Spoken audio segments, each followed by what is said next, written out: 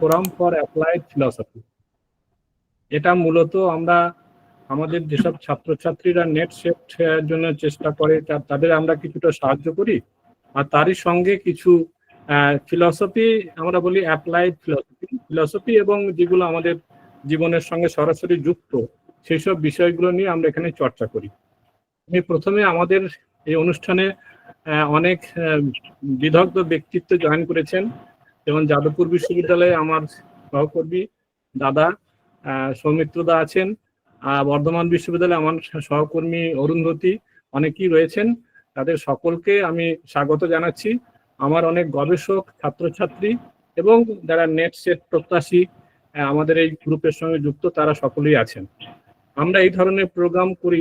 আগে কিছুদিন আগে আমরা ফ্যাসিজমের উপর একটা প্রোগ্রাম করেছিলাম, তখনই পরেশদা আমাকে বলে যে আমাদেরও কিছু বিষয় আছে যেগুলো আমরা সবার সঙ্গে শেয়ার করব। তখনই প্রশ্নটা ওঠে যে এখন চারিদিকে যে বিভিন্ন বিষয় নিয়ে যে প্রশ্নগুলো আমাদের মনে উকি দেয়, আমরা সেগুলোকে অ্যাড্রেস করার চেষ্টা করি। সেই দৃষ্টিভঙ্গি থেকেই আমরা এরকম একটা টপিক বেছেছি। যেমন এখন রাস্তায় ঘাটে শোনা যাচ্ছে যে কিছু কি হবে, কি হলো, এই ধরনের একটা পেসিমিস্টিক কথাবার্তা শুনি। কারণ আমাদের শেষ আশ্রয়স্থল তো সেই জুডিশিয়ারির বর্তমান অবস্থা সম্পর্কে বেশ কিছু মানুষজন একটু হতাশাগ্রস্ত। তা সেজন্য জানা দরকার যে জুডিশিয়ারির সঙ্গে যে সরকারের অঙ্গগুলো রয়েছে তাদের সঙ্গে সম্পর্কগুলো কেমন, আমরা কোথায় সমস্যায় পড়ছি, সেই বিষয়গুলো একটু কনসেপচুয়াল ক্লারিটির জন্য এবং যাতে আমরা বিষয়টাকে আরেকটু সহজভাবে বুঝতে পারি, তার জন্যই আমরা এরকম একটা অনুষ্ঠানের আয়োজন করেছি। আমরা আমাদের সঙ্গে পেয়েছি ন্যাশনাল ইউনিভার্সিটি অফ জুরিডিক্যাল সায়েন্সের অনির্বাণ বাবুকে। তিনিও সম্ভবত বর্ধমান বিশ্ববিদ্যালয়ের ছাত্র, পরেশদার খুবই ছাত্র সম্ভবত, এবং সুবীর বাবু তো আমাদের খুবই চেনা মানুষ, বর্ধমান বিশ্ববিদ্যালয়ে বিভিন্ন প্রোগ্রামে আসেন। সেই জন্য আমরা একটা বিষয় ঠিক করেছি। আমি পরেশদার সঙ্গে কথা বলে আমরা ঠিক করলাম যে একটা থিওরিটিক্যাল পার্ট আছে আর একটা প্র্যাকটিক্যাল অ্যাপ্লিকেশনের জায়গা আছে। এবং আমরা যখন উচ্চ মাধ্যমিকে পলিটিক্যাল সায়েন্স পড়েছিলাম আর কি, তখন এই theory of separation of power, মন্তেস্কুর থিওরিটা আমরা পড়েছিলাম। তখন থেকে কথাগুলো মাথার মধ্যে আছে। লেজিসলেটিভ, অ্যাডমিনিস্ট্রেটিভ এবং জুডিশিয়ারি, আমাদের সরকারের যে তিনটে অংশ, এই তিনটের অংশ একটা নির্দিষ্ট মাত্রা পর্যন্ত তারা বজায় রেখে কাজ করবে। যদি কাজ না করে এবং অপ্রয়োজনে যদি অন্যের উপরে খুব বেশি মাতব্বরি করে বা সেখানে ঢুকতে চেষ্টা করে, তাহলে কিন্তু বড় ধরনের বিভ্রান্তি এবং বড় ধরনের সমস্যা তৈরি হয়। সেই দৃষ্টিভঙ্গি থেকে আমি অনেক আগে থেকেই এই সেপারেশন সম্পর্কে আলোচনা আছে, সেটা পরেশদা বলবেন, কিন্তু আমরা ফিলসফির লোক হিসেবে আমরা পাচ্ছি জন লকের মধ্যে এই ধরনের একটা আলোচনা পাচ্ছি যে এগুলোকে আলাদা করতে হবে। আর তার সঙ্গে মন্তেস্কু সাহেব তো রয়েছেন, সেখানে পরিষ্কার করে বলা হচ্ছে যে তিনটে বিভাগ কাজ করবে। এখন প্রশ্ন হচ্ছে যে তিনটে বিভাগ যে একবারে সম্পূর্ণ আলাদা হওয়া তো সম্ভব নয় একই সরকারের অধীনে, তাহলে তাদের মধ্যে কতটা কে কতটাতে মানে ঢুকতে পারে বা কতটুকু হস্তক্ষেপ করতে পারে, এইসব বিষয়গুলো আছে অনেক খুঁটিনাটি এবং বেশ কিছু ক্রিটিক্যাল জায়গা রয়েছে। আমরা সেইগুলো নিয়ে আজকে একটু শুনতে চাইছি এবং সেই দৃষ্টিভঙ্গি থেকেই আমরা এরকম একটা অনুষ্ঠানের আয়োজন করেছি। আমি সকলকে আর একবার অভিনন্দন এবং স্বাগত জানিয়ে আমি কথা শেষ করছি। এবার কল্যাণদা বলবেন। ঠিক, থ্যাংক ইউ সন্তোষ। আজকে যারা বক্তা হিসেবে আছেন বা কমেন্টেটর হিসেবে আছেন, অনির্বাণ বাবু, পরেশ বাবু, সুবীর বাবু সহ যে সমস্ত অধ্যাপক, রিসার্চ স্কলার যারা আছেন, এমনি দর্শক শ্রোতা যারা আছেন, তাদের সকলকে অভিনন্দন জানিয়ে, শুভেচ্ছা জানিয়ে আজকের অনুষ্ঠানটা শুরু করে দিচ্ছি। এবং আজকের বিষয়বস্তুটা আপনারা দেখেছেন, independence of judiciary in theory and in practice. Independence of judiciary, বিচার ব্যবস্থার যে স্বাধীনতা তা বাস্তবে এবং তত্ত্বে কতখানি ফ্রুটফুল, কতখানি যথাযোগ্য ব্যবহার হচ্ছে, সেইটা নিয়েই আজকের আলোচনা।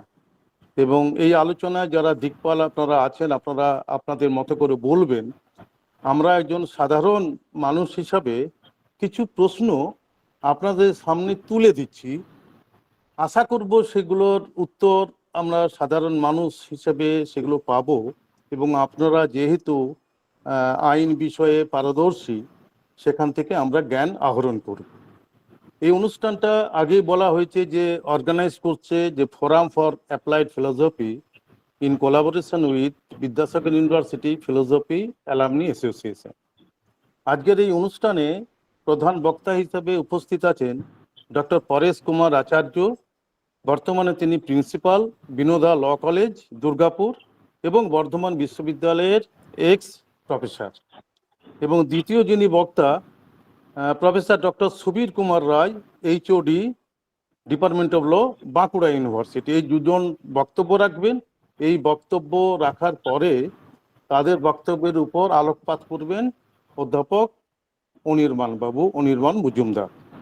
আমি একজন সাধারণ মানুষ হিসেবে আপনাদের কাছে যতটুকু আমি বুঝেছি, ইন্ডিপেন্ডেন্স অফ জুডিশিয়ারি সেটা বলতে বোঝায় যে যখন এই বিচার ব্যবস্থার মধ্যে সর্বোচ্চ যে বিচার ব্যবস্থা, সেই বিচার ব্যবস্থার মধ্যে কোনো ইন্টারফারেন্স থাকবে না, কারোর ইনফ্লুয়েন্স থাকবে না, কোনো সরকারি ব্রাঞ্চ বা কোনো পার্সোনাল বায়াস থাকবে না। এই যদি না থাকে তখন আমার মনে হয় সেটাকে বলা হয় ইন্ডিপেন্ডেন্স অফ জুডিশিয়ারি। এবং শুধু তাই নয়, এবং এই জুডিশিয়ারিটা একেবারে পুরোপুরি based on law and evidence এর মধ্যে সীমাবদ্ধ থাকবে। এবং শুধু তাই নয়, তার উদ্দেশ্যটা হবে upholds the rule of law, ensure impartiality, protect the individual rights এবং মেনটেন পাবলিক ট্রাস্ট। সাধারণ মানুষের বিশ্বাস অর্জন করাটাও একটা জুডিশিয়ারির অঙ্গ বলে আমার মনে হয়। এবং শুধু তাই নয়, যে তাদের মধ্যে কোনো রকম যেন কোনো ইনফ্লুয়েন্স কাজ না করে। সেটা পলিটিক্যাল একটা থ্রেট হতে পারে, এক্সিকিউটিভ ইনফ্লুয়েন্স হতে পারে, লেজিসলেটিভ প্রেশার এবং করাপশন হতে পারে। এগুলো যাতে না থাকে এবং একটা সুন্দরভাবে স্বাধীনভাবে একটা বিচার ব্যবস্থা চলবে, সাধারণ মানুষ সেটা চায়। এবং সবার উপরে যেটুকু আমরা আশা করি যে কনস্টিটিউশনাল প্রোটেকশন বজায় থাকবে, এটা আশা নিয়েই এই স্বাধীনতা, বিচার ব্যবস্থার স্বাধীনতা বজায় থাকবে, এই উদ্দেশ্য নিয়ে জুডিশিয়ারির মধ্যে যে ইন্ডিপেন্ডেন্স বা স্বাধীনতাটা থাকবে, এটাই সাধারণ মানুষ আশা করে। আমার মনে হয় যে আমি যতটুকু বললাম, ইন্ডিপেন্ডেন্স অফ জুডিশিয়ারি সাধারণ মানুষ তাই বোঝে। এমনিতে একটা যেন বিভিন্ন জায়গায় সব এই সায়েন্স আর টেকনোলজির ডেভেলপমেন্টের মধ্যে কিছু কিছু কথা আসে, যেন আইনটা যেন গরিবদের শাসন করা, আর বড় লোকরা যেন আইনকে শাসন করে। এই ধরনের কিছু বক্তব্য আলপটটা হয়তো আমরা শুনতে পাই, কিন্তু আমরা একজন অন্তত একটা শিক্ষা জগতের মধ্যে থেকে আপনাদের কাছ থেকে ইন্ডিপেন্ডেন্স অফ জুডিশিয়ারি বলতে কি বোঝায় সেটা বাস্তবে এবং সেটা তত্ত্বে, এটা আমরা জানার চেষ্টা করব। এই হচ্ছে আমার ইন্ডিপেন্ডেন্স অফ জুডিশিয়ারি সম্পর্কে আজকে যারা আছেন সাধারণভাবে আমি বলার চেষ্টা করলাম, এবং তার উপরে আলোকপাত করবেন আশা করি। এবং আজকে যারা বক্তব্য রাখবেন, প্রথমেই ডক্টর পরেশ কুমার আচার্য। পরেশ বাবুকে কি বলবো, পরেশদাকে আমি বহুদিন ধরে চিনি, এবং আজকে সন্তোষ ভাইকে একটা কি বলবো অভিনন্দন যে এই জায়গায় এসে পরেশবাবুর সঙ্গে আবার মিলিয়ে দিল। কর্মসূত্রে আমরা বিভিন্ন জায়গায় থাকার ফলে হয়তো তেমন যোগাযোগ ছিল না, কিন্তু একসময় পরেশদা, আমি আর ওই ইতিহাসে যাচ্ছি না, ওই রবীন্দ্র হোস্টেল, ওই জায়গাগুলো আমরা এক জায়গায় বসে সেই দিনগুলো মনে পড়ে যায়। কারণ ল অফ অ্যাসোসিয়েশন সাইকোলজিতে একটা কথা আছে, ওর অনুযায়ী হয়তো হয়। তো পরেশদা, তার যে বায়োডেটা, পরেশদা MA LLB LLM করেছে এবং ডিপ্লোমা IRPMA করেছেন। তখন আমিও গোলাপবাগ চত্বরে থেকেছি, এবং তিনি লেকচারার ল আমাদের বর্ধমান বিশ্ববিদ্যালয়ে PG-তে পড়িয়েছেন। এবং টিচিং এবং রিসার্চে তার অভিজ্ঞতা যথেষ্ট।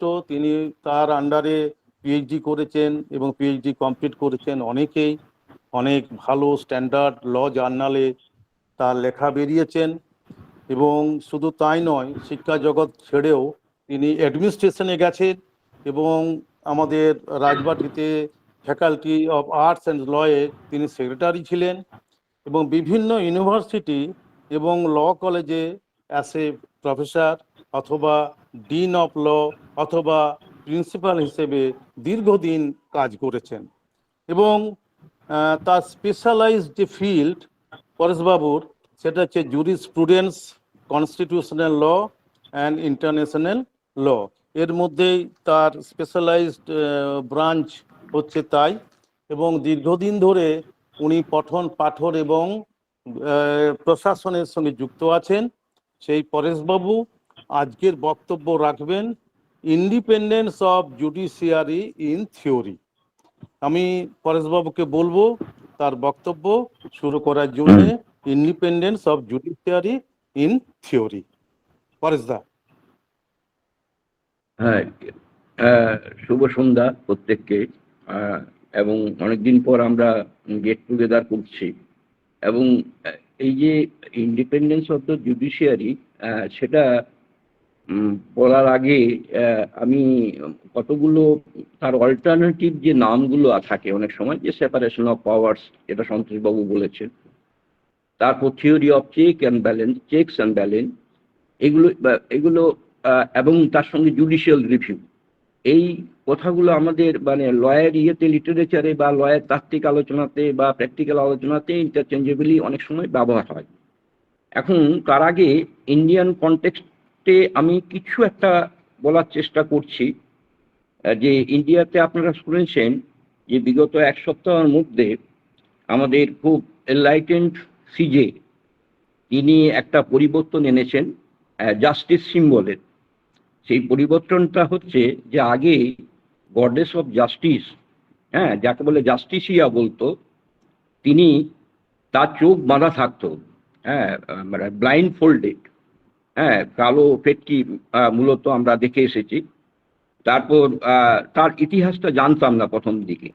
তারপর এটা হয়েছে শুনেছি যে এমপ্রেস অগাস্টাইনের আমলে এই জাস্টিসিয়া যাকে বলা হয়, যে গডেস অফ জাস্টিস, তার পরে যেটা ইংল্যান্ড থেকে এসেছে, আমেরিকা থেকে এসেছে, সমস্ত কিছুই মানে লিগেল লিবারেল লিগেল অর্ডারে যেটা এসেছে, তো তার একটা চিরাচরিত ছবি আমরা দেখেছি যে তার চোখ বন্ধ থাকবে, তার হাতে একটা ওয়েনিং স্কেল আছে, আবার এক হাতে একটা সোর্ড আছে, তরবারি আছে।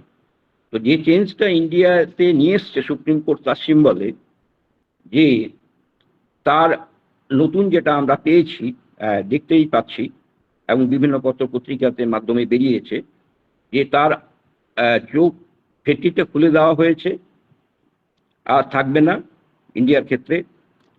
এবং ইন্ডিয়ার ক্ষেত্রে আরেকটা যা গডেস অফ জাস্টিস ছিল, তার যে ক্লোদিং সিস্টেম বা ক্লথটা ছিল, সেটা ওয়েস্টার্ন ড্রেস, সেটাও চেঞ্জ হয়েছে। এবং তার হাতে আর তরবারি থাকবে না, একটা কনস্টিটিউশন থাকবে। এখন এই সম্বন্ধে একটা তাত্ত্বিক গল্প আছে, বা একটা আমরাও বলি হিউরিস্টিক ওয়েতে, যে জুডিশিয়ারি এমন একটা প্রতিষ্ঠান লিবারেল অর্ডারে যার সোর্ড নেই, পার্সও নেই। অর্থাৎ পাওয়ার যে সিম্বল সোর্ডের, সেটা পাওয়ার সিম্বলটাও নেই তার কাছে। যেটা সোর্ড, সেটাকে মানে এখন রিপ্লেস করছে ইন্ডিয়ান সুপ্রিম কোর্ট, এবং পার্স তো নেই। তাহলে জুডিশিয়ারি এমন একটা প্রতিষ্ঠান যে সিম্বলের মধ্যে যদিও পাওয়ারটা ছিল সোর্ডের সিম্বল, সেইটাকেও নিয়ে নেওয়া হলো, তার হাতে একটা কনস্টিটিউশন ধরিয়ে দেওয়া হচ্ছে। অ্যান্ড এই যে পুরাতন একটা ট্রেন্ড, যে judiciary has neither the power of sword and symbol, তাহলে এই সোর্ড এবং সিম্বল এটা কি প্রকৃত ক্ষেত্রেই জাস্টিসের দেবী, যেটাকে বলে জাস্টিস? আমরা কিন্তু রুল অফ ল এর কথা এখনো বলছি না, আমরা শুধু জাস্টিসের কথা বলছি, যে গডেস অফ জাস্টিস তার ইনস্টিটিউশনালাইজেশন হচ্ছে adjudication of law by the judiciary, এবং জুডিশিয়ারি বিভিন্ন hierarchy from lower to upper, appellate court এবং ট্রায়াল কোর্টগুলো। তাহলে আমাদের যেটা দাঁড়াচ্ছে যে আমরা, সন্তোষবাবু যেটা অনেক আগেই বলেছেন, যে আমরা অরিজিনটা যদি দেখি, পশ্চিমী লিগ্যাল অর্ডারের যে অরিজিন আমরা যদি শুরু করি, তাহলে মেকিয়াভেলি থেকে শুরু করলে তার আগেরটা কি ছিল? মন্টেস্কির কাছ থেকে যদি আমরা শুরু করি, তার আগেরটা কি ছিল? তার আগে ছিল মেকিয়াভেলি। তাহলে মেকিয়াভেলিকে আমরা যেভাবে দেখি ঐতিহাসিকভাবে, যে রেনেসাঁ চাইল্ড, এবং রেনেসাঁ চাইল্ড কেন না, স্টেট পাওয়ারের কে প্রথম তুমি তার ফিউডাল অর্ডারের এগেনস্টে তিনি আনলেন, একটা রেনেসাঁ করলেন ইটালিতে। এই যে যেটা শুরু হলো, তারপর মন্টেস্কি অনেক পরে ট্রায়াস পলিটিকার একটা ধারণা দিল আমাদেরকে, কিন্তু তিনি ইংল্যান্ডে গিয়ে এই ধারণাটা, ইংল্যান্ডের যে রুল অফ ল, সেই ইয়েতে কনটেক্সটে তিনি ট্রায়াস পলিটিকা করলেন। কিন্তু অনেক তার যারা রাজনৈতিক চিন্তাবিদ বা রাজনৈতিক দার্শনিক বা অন্যান্য, তারা বললেন যে মন্টেস্কির হয়তো ভুল হয়েছিল।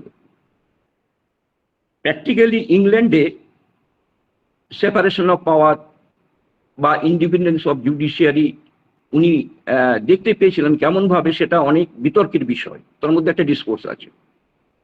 যাই হোক, তাহলে ফর্ম যেটা হচ্ছে যে মেকিয়াভেলি টু মন্টেস্কি টু মার্কস এবং টু ফুকো, এই এতগুলো লাইন আপ আমাদেরকে করতে হবে ইন্ডিপেন্ডেন্স অফ জুডিশিয়ারি তাত্ত্বিকভাবে। অর্থাৎ যেটা হচ্ছে যে এখানে অনেক কিছু আমাদের যিনি আমাদের ইন্ডিয়ানের যিনি অত্যন্ত তাত্ত্বিক এই ব্যাপারে, অর্থাৎ গোটা বিশ্ব যাকে চিনে,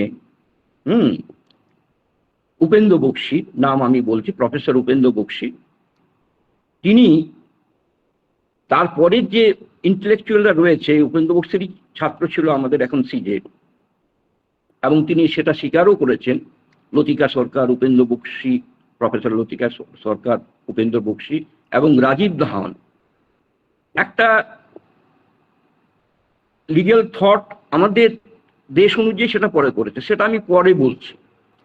কিন্তু উপেন্দ্র বক্সী প্রথম প্রফেসর, যিনি আমাদেরকে বললেন যে পশ্চিমী যে আইন কাঠামো, জাস্টিস কাঠামোকে আমি বাদ দিচ্ছি, জাস্টিস এবং আইন, তিনি বললেন যে দুটোর মধ্যে কনফিগারেশন চেঞ্জ করতে হবে, যে ল অ্যাকর্ডিং টু জাস্টিস না জাস্টিস অ্যাকর্ডিং টু ল। তিনি এই ফ্রেজগুলো ইউজ করলেন, যে জাস্টিস অ্যাকর্ডিং টু ল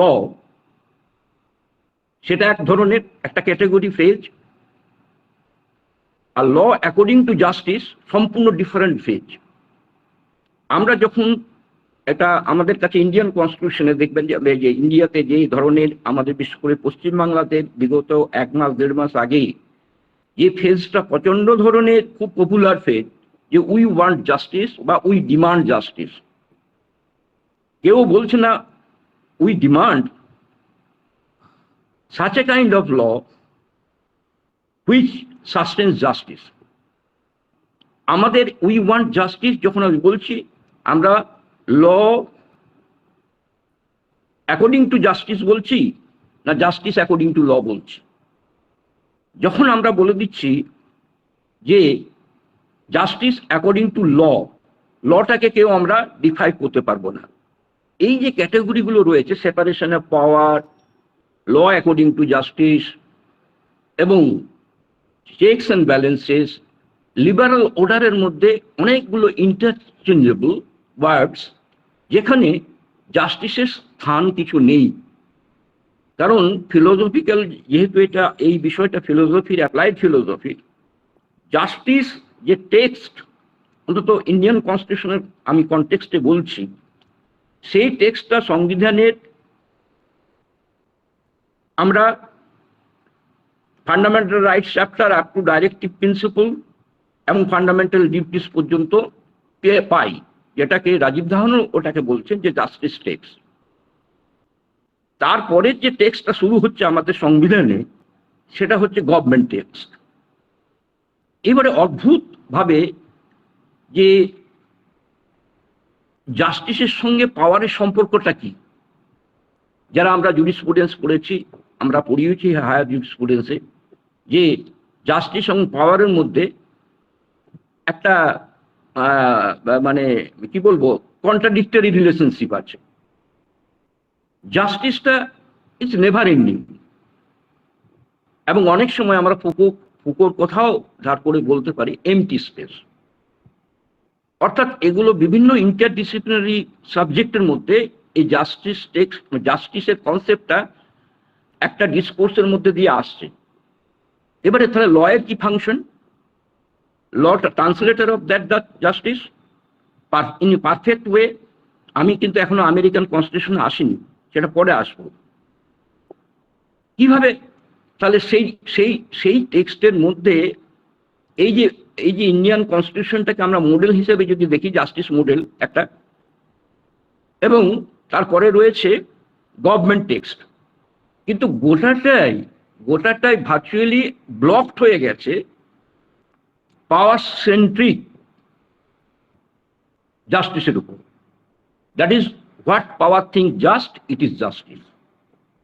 অর্থাৎ জাস্টিসের এজেন্ডাতে তখনই একটা জিনিস আসবে যদি পাওয়ারকে চ্যালেঞ্জ করে এটা, এবং পাওয়ার এজেন্ডার মধ্যে যদি থাকে পাওয়ারকে হেল্প করে। কিন্তু জাস্টিস যদি একটা লেজিটিমেসির ডেফিসিটকে নিয়ে আসে, সেটা টেকনিক্যালি কিন্তু পাওয়ারের কাছে কিছু নয়, পাওয়ার বরঞ্চ সেটাকে কাভার আপ করার চেষ্টা করবে। এবারে তাহলে প্রশ্ন হচ্ছে যে what is independence of justice, independence of judiciary. Judiciary কি পাওয়ারের একটা অর্গান? কারণ সেপারেশন অফ পাওয়ার যখন বলছি, অবশ্যই জুডিশিয়ারি পাওয়ারের একটা অর্গান, এবং সেন্ট্রালিটি অফ স্টেট পাওয়ারের ক্ষেত্রে জুডিশিয়ারিকেও বলা হয়, যেটা আমেরিকাতে আবার নতুন অধ্যায় শুরু হলো। অর্থাৎ জুডিশিয়াল রিভিউতে আমাদের যেমন আর্টিকেল 13-এ ওদের 4th অ্যামেন্ডমেন্ট 5th অ্যামেন্ডমেন্টে সেটা করা হয়েছে। রিয়েল সেন্সে আমেরিকার যে লিমিটেড গভর্নমেন্ট, অর্থাৎ কম্পারেটিভ কনস্টিটিউশনগুলো পড়লে এগুলো বোঝা যাবে, খুব টেকনিক্যাল হয়ে যাবে লাভিন্য। জুডিশিয়াল রিভিউ, অর্থাৎ জুডিশিয়াল রিভিউ যে আইনটাকে নিয়ে আসছে পার্লামেন্ট, সেটার উপর রিভিউ করে তার রিজন ডিসিশন দিতে পারে এবং ভয়েড বলে ঘোষণা করতে পারে, যেটার আইডিয়াল কেস ছিল মারভারি ভার্সাস মেডিসিন। কিন্তু ফেডারেশনে বা আমেরিকান ফেডারেশনে লিগেল অর্ডারে জুডিশিয়াল রিভিউ ইনবিল্ট, এবং রিটেন কনস্টিটিউশনের অনেক জোর থাকে। আমাদের দেশেও আমাদের কনস্টিটিউশনের আর্টিকেল 13-এ ইনবিল্ট হয়ে আছে। যেহেতু আমরা ফেডারাল, আমরা পিওর অর্থে ফেডারাল নই, আমাদের পার্লামেন্টারি ফেডারাল। এই পার্লামেন্টারি ফেডারাল স্ট্রাকচারে জুডিশিয়াল রিভিউর ইনবিলটা অনেকটা কিন্তু মানে সামঞ্জস্যপূর্ণ নয় আমেরিকার সঙ্গে। সেটা খুব ফাইন ডিস্টিংশন।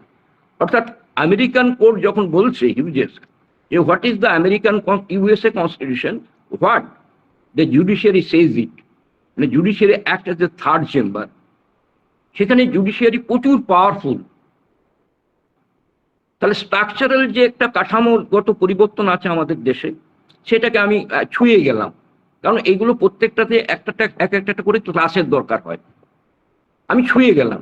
এখন যারা বিদ্বজ্জন রয়েছেন বা এখানে পার্টিসিপেট করছেন, তারা মানে এগুলোর প্রত্যেকটা ব্রাঞ্চে যদি আরো ডিটেলিং এর মধ্যে যায়, তাহলে অনেকটা আমাদের মানে লয়ের মনোটোনাস ডিসকোর্স বা লয়ের মনোটনি একটা লয়ের ক্লাসের মতো হয়ে যাবে। আমি সেদিকে যাচ্ছি না, আমি শুধু ছুঁয়ে যাচ্ছি। তাহলে এই যে জাস্টিস অ্যাকর্ডিং টু ল, এই কথাটা যখন মারাত্মক কথা, এবং জুডিশিয়ারি কি ধরনের অর্গান বলেছি, ভাষাতে বলছি ইন্ডিপেন্ডেন্স অফ জুডিশিয়ারি। তো is it feasible in the liberal order? বা পাওয়ার সেন্ট্রিক যে আলোচনা, সেন্ট্রালিটি অফ স্টেট পাওয়ার, অর্থাৎ স্টেট, আমাদের একটা উপেন্দ্র বক্সী একটা ফ্রেজ ইউজ করেছেন যে কখনোই নকশালদের জাজ করা হয় না বা হবে না। লিবারেল অর্ডারে কখনোই নকশালদের জাজ করা হবে না, কারণ what power things just, it is justice, এটাই আমাদের প্রিভেল করে। ইভেন তিনি অনেক সময় অ্যাটাক করেছেন কনস্টিটিউশনকে। আমরা সবসময় বলছি রুল অফ ল, কনস্টিটিউশন, এমন একটা কনস্টিটিউশন যেন এটা একটা পবিত্র গীতার মতো একটা করে দিয়েছে, মিট করেছে। কনস্টিটিউশনের মধ্যে অনেক নলেজ ফেলাসি আছে, অনেক নলেজ ফেলাসি, যেটা আমরা অনেক সময় বলি যে what is the epistemological status of the Indian constitution বা কনস্টিটিউশনাল ল। সেখানে যদি আমরা খুঁজতে যাই তার থিওরি অফ নলেজের থেকে, বা ফুকোকে বলছি যে নলেজ অ্যান্ড পাওয়ার, তাহলে কনস্টিটিউশন কি নর্মালাইজ করেছে, লয়ের কাছে সমস্ত সারেন্ডার করে দিয়েছে, যেটাকে আবার উপেন্দ্র বসু অনেক সময় বলেছেন যে there is a difference between ideology as law আর ল অফ আইডিওলজি। তিনি আইডিওলজি অফ ল কে বলছেন, প্রশংসা করছেন যে অনেকগুলো জায়গাতে আইডিওলজি অফ ল আমাদের কাছে করে, যেমন ন্যাচারাল জাস্টিস। কিন্তু তার যখন বলছে যে আইডিওলজি অ্যাজ ল বা লিগেল আইডিওলজিতে আসছে, তখন আমরা একটা কাঠামোবাদ তৈরি করেছি। সেই কাঠামোবাদ দিয়ে সেই পাওয়ারের যে রেসটা সেখানে আমরা ছেড়ে দিয়েছি। সেখানে দেখা যাচ্ছে যে জুডিশিয়ারি কি করছে, not now, not very quick, not very rapid, you wait. অর্থাৎ জুডিশিয়াল প্রসেসে আমরা একদিকে বোস করছি, জুডিশিয়াল রিভিউ চরম অবস্থার মধ্যে আছে। প্র্যাকটিক্যাল আসপেক্টটা আমি বলবো যখন ডক্টর সুবীর রায় বলবেন যে এগুলোকে ধরবেন উনি, বা ধরা অবশ্যই উনি ধরবেন এগুলোকে, যে জুডিশিয়াল প্রসেসকে যখন ইন্ডিপেন্ডেন্স আমি করছি, সেখানে দেখছি যে বিভিন্ন ধরনের ডিসকোর্স তৈরি হয়েছে। একটা অ্যাপয়েন্টমেন্টেড ডিসকোর্স আমাদের মানে চলছে, প্রচুর জায়গায় চলছে। পাওয়ারের জায়গাকে সবাই ফ্লাশ করেছিল, যে পাওয়ার চেষ্টা করেছিল ইন্দিরা গান্ধী অনওয়ার্ডস, বা ওই দেশে হয়েছে যে ক্যাঙ্গারু কোর্ট, ওমিটেড জুডিশিয়ারি, তার থেকে প্রচন্ড একটা রিয়াকশন এসেছিল আমাদের জাস্টিস সিস্টেমে, এবং তার আউটগ্রোথ হয়েছে কলেজিয়াম সিস্টেম, যেটা সম্পূর্ণ আনডেমোক্রেটিক। আমি যদি বলি কলেজিয়াম সিস্টেমকে আন্ডে করে, অর্থাৎ অ্যাপয়েন্টমেন্ট সেন্ট্রিক পাওয়ার সেন্ট্রিক অ্যাপয়েন্টমেন্ট, অর্থাৎ এক্সিকিউটিভের কোনো টাস্ক থাকবে না, কি থাকবে না, এর দিয়ে কোনো কনক্লুসিভ উদাহরণ নেওয়া যায় না। কারণ কনস্টিটিউশন বলে দিয়েছে যে he will be appointed by the executive. এই নিয়ে প্রচন্ড ধরনের যে জায়গাটা আজকে চলছে জাজেস কেসগুলো নিয়ে, তার মধ্যে অনেক যদি প্র্যাকটিক্যাল আলোচনা করা যায়, তুলনামূলকভাবে আলোচনা করা যায়, দেখবে এক একটা পাওয়ার কনফ্লিক্টের জোন আছে। অর্থাৎ সেই পাওয়ার কনফ্লিক্টের zone, going beyond the power justice জোনে আমরা কেউ পৌঁছাতে পারছি না। পলিটিক্যাল প্রসেস বা লেজিসলেটিভ প্রসেস সেগুলো হয়ে গেছে খুব ধরনের পোরাস টাইপের। Judicialization of politics, politicization of the judiciary, এগুলো আমরা প্রচন্ড, তার মধ্যে করাপশন পলিটিক্যাল প্রসেসে, এবং সেই করাপশন এখন গ্রাস করছে জুডিশিয়ারিকেও। এবং এই অ্যাপয়েন্টমেন্টের যে জায়গাগুলো আমরা দেখতে পাচ্ছি, যে ধরনের ডিসকোর্স তৈরি হয়েছে তাদের নিজেদের মধ্যেই, অর্থাৎ তারা কনসলিডেশনটা হারিয়ে যাচ্ছে। এবং এটা সবসময় মনে রাখতে হবে, তাত্ত্বিকভাবে যেটা হয় সেটা হচ্ছে যে উইল টু পাওয়ার আর উইল টু রিজন। তাহলে উইল টু পাওয়ার মানে কি? আমরা এক্সিকিউটিভ প্রসেসের দিকে যাচ্ছি, এক্সিকিউটিভ প্রসেসে পাওয়ার ছাড়ার কিছুই নেই। They decide X instead of Y, so decide without giving any reason বা logic. What is the power of the judiciary? Not only decision, but reasoned decision, rationality. এখন এইগুলোর মধ্যে কিছু থিওরি অফ নলেজের মধ্যে অনেক ক্রিটিসিজম আছে, যে এপিস্টেমোলজিক্যাল স্ট্যাটাস অফ রিজনিং জাজরা কিভাবে রিজন করে, জাজরা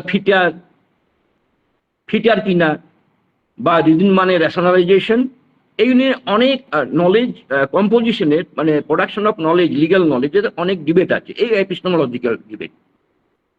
তো এই ক্ষেত্রে কি করতে পারছি আমরা, ওই যে বললাম যে জুডিশিয়ারিকে আমরা একটা ইন্ডিপেন্ডেন্ট সেপারেশন অফ পাওয়ার করলাম, একটা টার্ম ইউজ করলাম, কিন্তু সেটা এতই মেকানিক্যাল হয়ে গেছে এবং কনফ্লিক্ট অফ ইন্টারেস্টগুলো এমনভাবে গ্রাস করেছে, যেটা আমরা হয়তো 60-এর দশকের ইন্ডিয়ান জুডিশিয়ারি সম্বন্ধে অতটা ভাবিত ছিলাম না। আমাদের একটা বিরাট বিপ্লব হয়েছিল বেসিক স্ট্রাকচারের, যদিও বেসিক স্ট্রাকচার সম্বন্ধে অনেক জুডিশিয়াল রিভিউ বেসিসে, যেটা কেশবানন্দ ভারতীর বেসিক স্ট্রাকচার হলো, সেখানেও কিন্তু অনেক এপিস্টেমোলজিক্যাল মানে ক্রিটিসিজম আছে বা ডিসকোর্স আছে যে বেসিক স্ট্রাকচার কিভাবে কনস্টিটিউশনে থাকবে।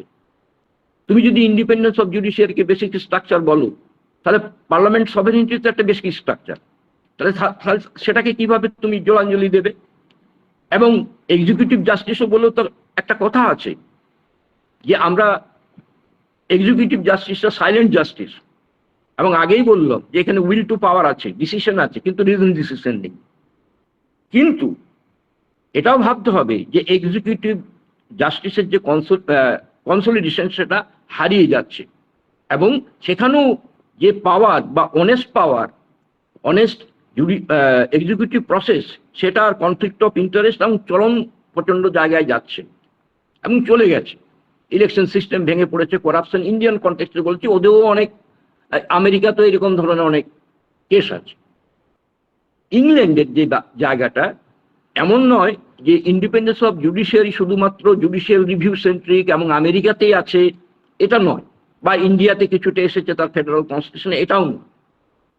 ইন্ডিপেন্ডেন্স অফ জুডিশিয়ারি কিন্তু গ্রেট ব্রিটেনে, যেখানে মূলত কেস ল বা রুল অফ ল কান্ট্রি যেটা বলা হয়, রুল অফ ল কান্ট্রিতেও জুডিশিয়াল রিভিউ রয়েছে। এখন রুল অফ ল, যেটা ইংল্যান্ডের বেসিক জায়গাটা, আমাদের বেসিক স্ট্রাকচারের মতো ডাইসি সেটা করেছিলেন। এখন ডাইসি যখন বলছেন যে রুল অফ ল, তাহলে রুল অফ ল যেটা আমরা ডাইসিকে বলছি যে আপনি কখনোই কিন্তু রুল অফ জাস্টিস কখনো বলছেন না। আমরাও দেখি এত হ্যাবিচুয়েটেড, আমরা লকে আগে দিই, তারপর জাস্টিসের ওয়ার্ডটাকে পরে বলি, ল অ্যান্ড জাস্টিস। এটা আমি অনেক সময় এই ক্লাস নিতে গিয়ে বলেছি যে ল অ্যান্ড জাস্টিস কেন তোমরা বলছো, জাস্টিস অ্যান্ড ল বলো। ল কি জাস্টিসকে খুঁজে পেয়েছে? ওই স্ট্রাকচারের মধ্যে যে ধরনের এজেন্সি ফরমেশন করা হয়েছে, ইনক্লুডিং কনস্টিটিউশনাল এজেন্সি, একবার কনস্টিটিউশনালিজমকে বলে দেওয়া হলো এটা বেদের মতো, ইন্ডিয়ান কনস্টিটিউশন বেদের মতো, এমন ভাবে নিয়ে গেল, কনস্টিটিউশনাল মোরালিটি হেন তেন অনেক কিছু করা আছে তার মধ্যে, এবং বলা হয়েছে যে constitution is the supreme law of the land, তাকে জুডিশিয়াল রিভিউ দিয়েও কিছু করতে পারবে না, আবার জুডিশিয়াল রিভিউ তার ইন্টারসেক্ট করছে, বিভিন্ন ধরনের স্ট্রাকচারাল জায়গাতে কম্প্রোমাইজ করা হয়েছে বিভিন্ন সময়। তাহলে আমরা দেখছি যে পলিসেন্ট্রিক একটা আর্গুমেন্ট, জুডিসেন্ট্রিক একটা argument regarding independence of the judiciary, কিন্তু এটাও ডিসকোর্সের মধ্যে চাচ্ছে যারা স্ট্রাকচারালিস্ট, পোস্ট স্ট্রাকচারালিস্ট, তারাও সমালোচনা করছেন। বেসিক স্ট্রাকচারের থিওরি বলে অনেক হাসি দেওয়া হয় যে বেসিক স্ট্রাকচারটা কি, এখানে ফাউন্ডেশনালিজম বা লোগোসেন্ট্রিক একটা লয়ের জায়গা। We the people of India, কে বললো ইন্ডিয়ান কনস্টিটিউশন? আমরা তো রজনী পাম দত্তের বই থেকে বলেছি যেটা একটা bogus idea. We the people of India having solemnly resolved to India constitution sovereign democratic, people কোথায় এখানে? আমরা নিয়েছি law is the command of the sovereign, Austin আমাদের আইকন। এই যে কমান্ড অফ দ্য সভারেন বলছে, এই সভারেনের মধ্যে পলিটিক্যাল সভারেন যারা, তারা তো অর্ধেক জাস্টিসকে নষ্ট করছে, প্রতিদিনই নষ্ট করছে।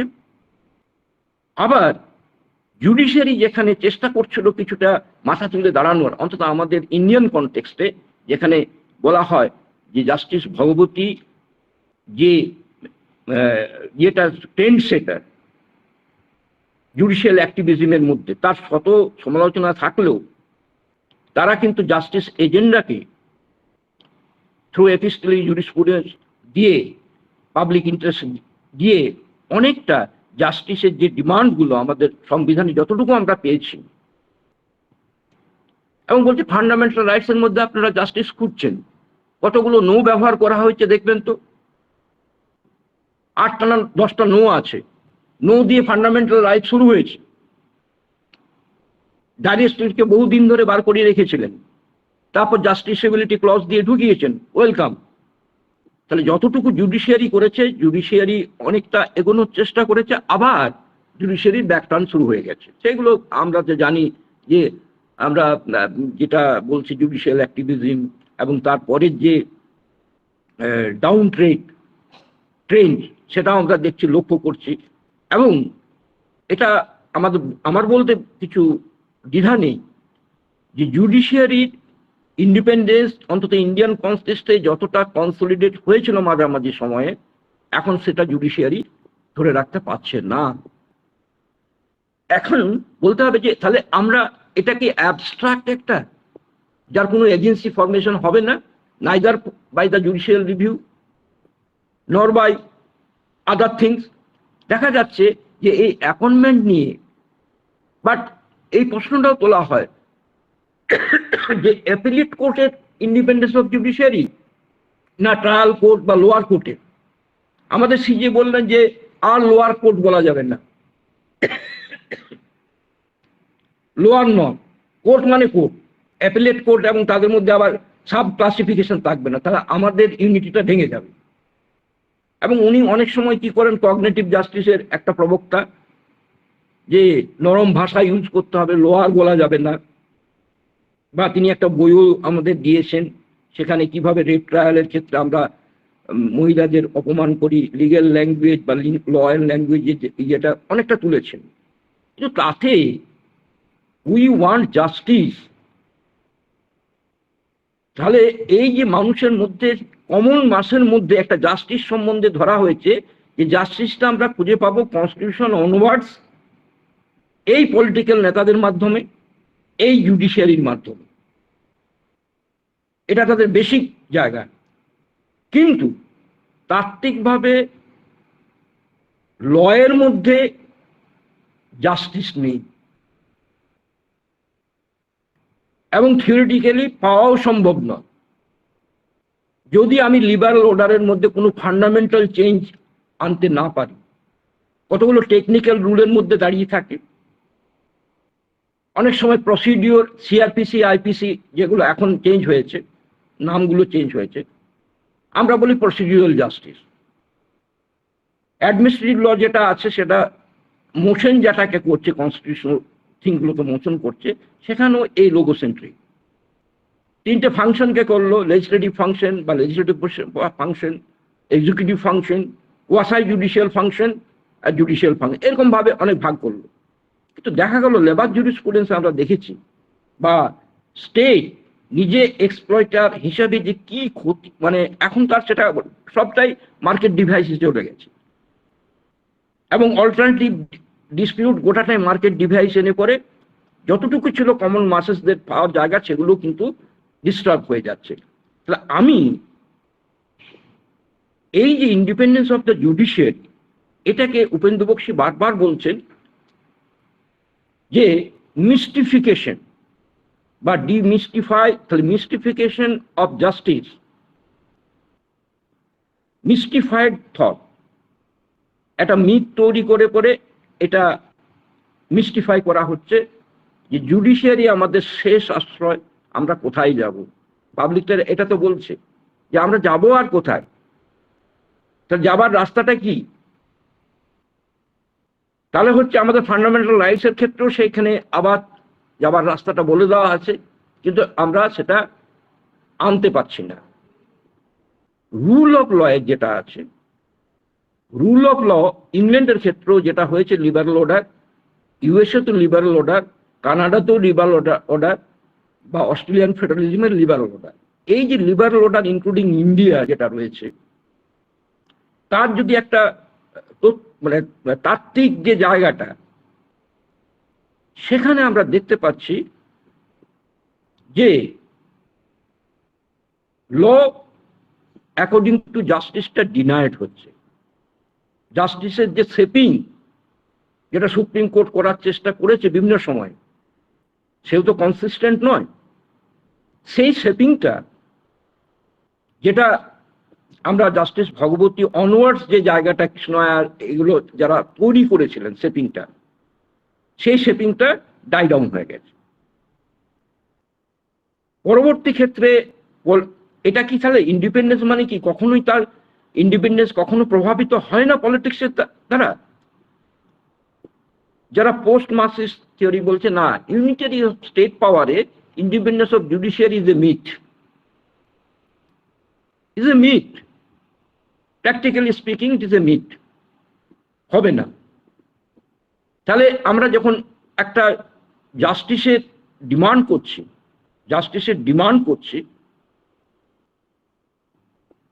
এই যে from political process to judicial প্রসেসে যাচ্ছি আমাদের বিশ্বাস নিয়ে, সেখানে আবার কতগুলো টেকনিক্যাল ল আছে, যে so-called CrPC, so-called procedural law, so-called evidentiary law, এবং এর ফান্ডামেন্টাল চ্যালেঞ্জ আছে what is the Indian evidence act. সেখানে মেথডটা হচ্ছে ট্র্যাকিং মেথড। আমি একটা পজিশনিং নলেজ নিয়ে ওগুলোকে প্রমাণ করব, বাকি আর কিছু নেই। একটা ফুকোর এই সম্বন্ধে একটা রেপ ট্রায়ালের একটা বর্ণনা আছে। তিনি তখন বলছেন যে একটা রেপ ট্রায়াল হচ্ছে,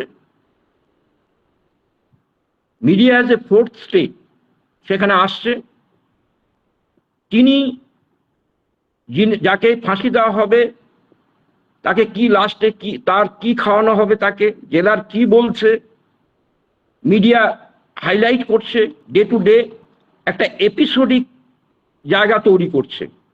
জাস্টিস সেখানে নেই।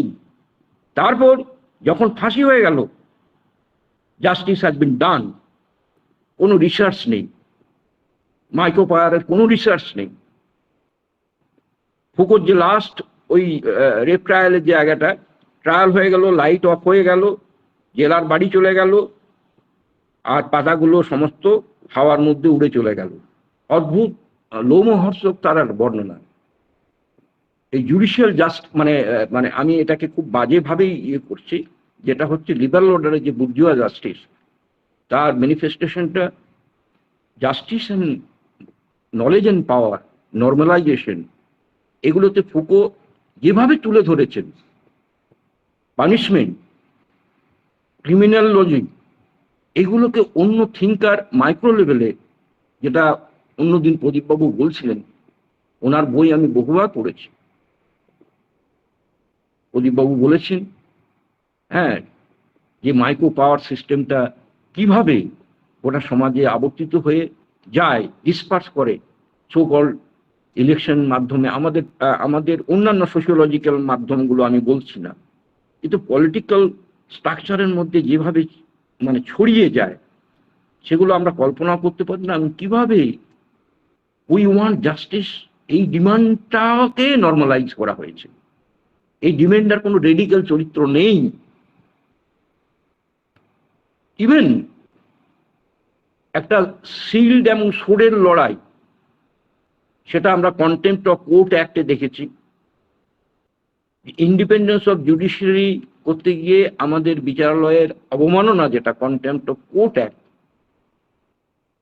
সেখানে আমরা দেখেছি অদ্ভুত। আমি যখন ক্লাসে পড়াতাম এবং নিজে যখন পড়তাম, আমি একটা অবাক হয়েছি যে কন্টেম্পট অফ কোর্টের কোনো প্রসিডিওর নেই। It is beyond judicial procedure, কোনো প্রসিডিওর নেই। এটা সুমোটো এবং আনলিমিটেড পাওয়ার ভোগ করে কোর্টের মধ্যে জুডিশিয়ারি। এখন অনেকে বলবে যে হ্যাঁ, ন্যায় দিতে এটা হয়। প্রশ্নটা একটা ছেলে করেছিল যে যদি স্যার জুডিশিয়ারি কন্টেম্পট করে তাহলে কি হবে? আমাদের জুডিশিয়ারি কন্টেম্পট করলে জুডিশিয়ারিকেই ছেড়ে দিতে হবে, তার তো কোনো প্রসিডিওর নেই। সে সিআরপি তো আসছে না, এভিডেন্সও আসবে না, সে সুমোটো একটা প্রসিডিওর ঠিক করে, এবং কে কন্টেমনার হবে, কন্টেমনার কেউ হতে পারে না, একজন সাংবাদিকও হতে পারে, থার্ড পার্টিও হতে পারে। এসব ক্রিটিক্যাল জায়গা, ক্রিটিক্যাল ডিসকোর্স প্রচুর আছে। কিন্তু আলটিমেটলি যে জিনিসটা দেখা যাচ্ছে যে পাওয়ারের ক্ষেত্রে সেন্ট্রালিটি অফ স্টেট পাওয়ার, এটার মধ্যে জুডিশিয়ারিও ইনক্লুডেড। তার কোনো কোনো অটোনোমাস ক্যারেক্টার নেই। এটাকে মার্কসের লাইনের মধ্যে অনেক সময় মার্কস বলেছেন রিলেটিভ অটোনমি অফ অ্যাডজুডিকেশন। তিনি প্রুশিয়ান কনস্টিটিউশনকে যখন আমাদের সামনে এক্সাম্পল দিচ্ছেন যে লিবারাল অর্ডারের যে কনস্টিটিউশনালিজম বা কনস্টিটিউশন, সেটা আমাদেরকে রিলেটিভ অটোনমি দেয়। রিলেটিভ অটোনমি কি, যে সুপারস্ট্রাকচার লেভেলে যখন ক্রাইসিসটা প্রচন্ড ধরনের রুলিং ক্লাসে শুরু হয়, তখন তারা একটা সেফটি ভালভ হিসাবে কাজ করে। এই রিলেটিভ অটোনমি অফ অ্যাডজুডিকেশন, এটাকে আমি খুব রাফলি জেনারেলাইজ করছি না। যখন হতাশ হওয়ার কথা বললেন যে জুডিশিয়ারি ইন্ডিপেন্ডেন্স অফ জুডিশিয়ারিতে অনেকে হতাশ হয়ে যাচ্ছেন, সন্তোষ বাবু বললেন, তিনি অত্যন্ত ওয়াইজ কথা বলেছেন। হতাশ হওয়ার কারণটা এই রিলেটিভ অটোনমি অফ অ্যাডজুডিকেশন। আমি যদি ওই ফ্রেমে পড়ি, এবং এটাকে ফুকো মার্কসকে অনেক ক্রিটিসিজম করেছেন, কিন্তু নলেজ অ্যান্ড পাওয়ারের ক্ষেত্রে মার্কসের যে আদি ফর্মুলেশন গুলো ছিল সেটাকে কিন্তু কখনো উনি ডিসকার্ড করেননি। উনি অনেক কি করেছেন, অনেক নিচু স্তরের সেই জায়গাটায় করছেন, স্ট্রাকচারাল বিলো দ্য স্ট্রাকচার, এবং অন্য ডিপ লেয়ারের সোসাইটির ক্ষেত্রে সেগুলো করেছেন, অত্যন্ত গুরুত্বপূর্ণ। এবং তার কাজের ধারণাই ছিল জেল, হসপিটাল, তারপর হচ্ছে মানসিক এইগুলো নিয়ে তিনি প্রচুর চর্চা করেছেন। এই যে পাওয়ারের যে এজেন্সিগুলো প্রচুর চর্চা করেছেন, এবং অদ্ভুতভাবে আমরা সেখান থেকে দেখি ডিসিপ্লিনারি পাওয়ার কাকে বলি।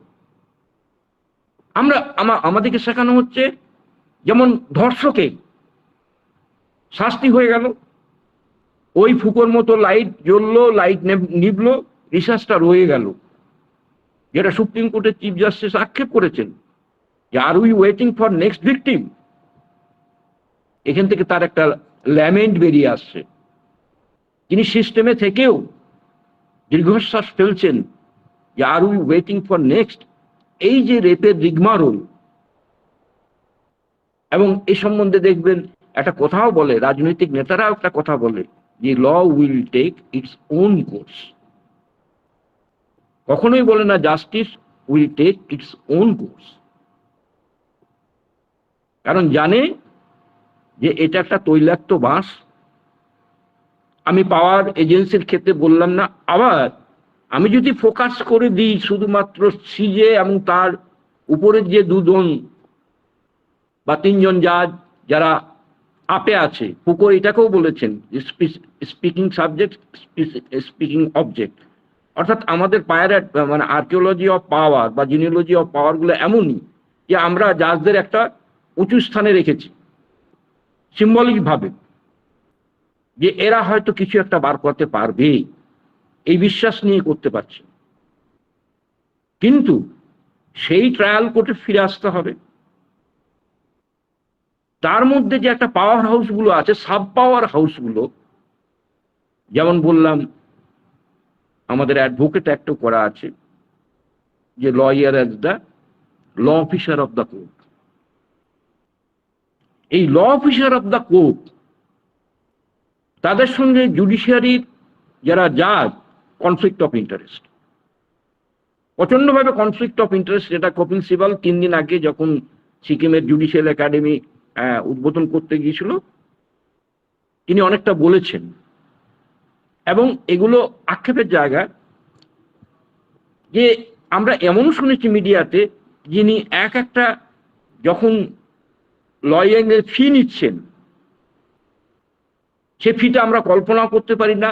আমাদের রোজগার করতে হলে প্রায় আমাদের অর্ধেক চাকরির লাইফ চলে যাবে।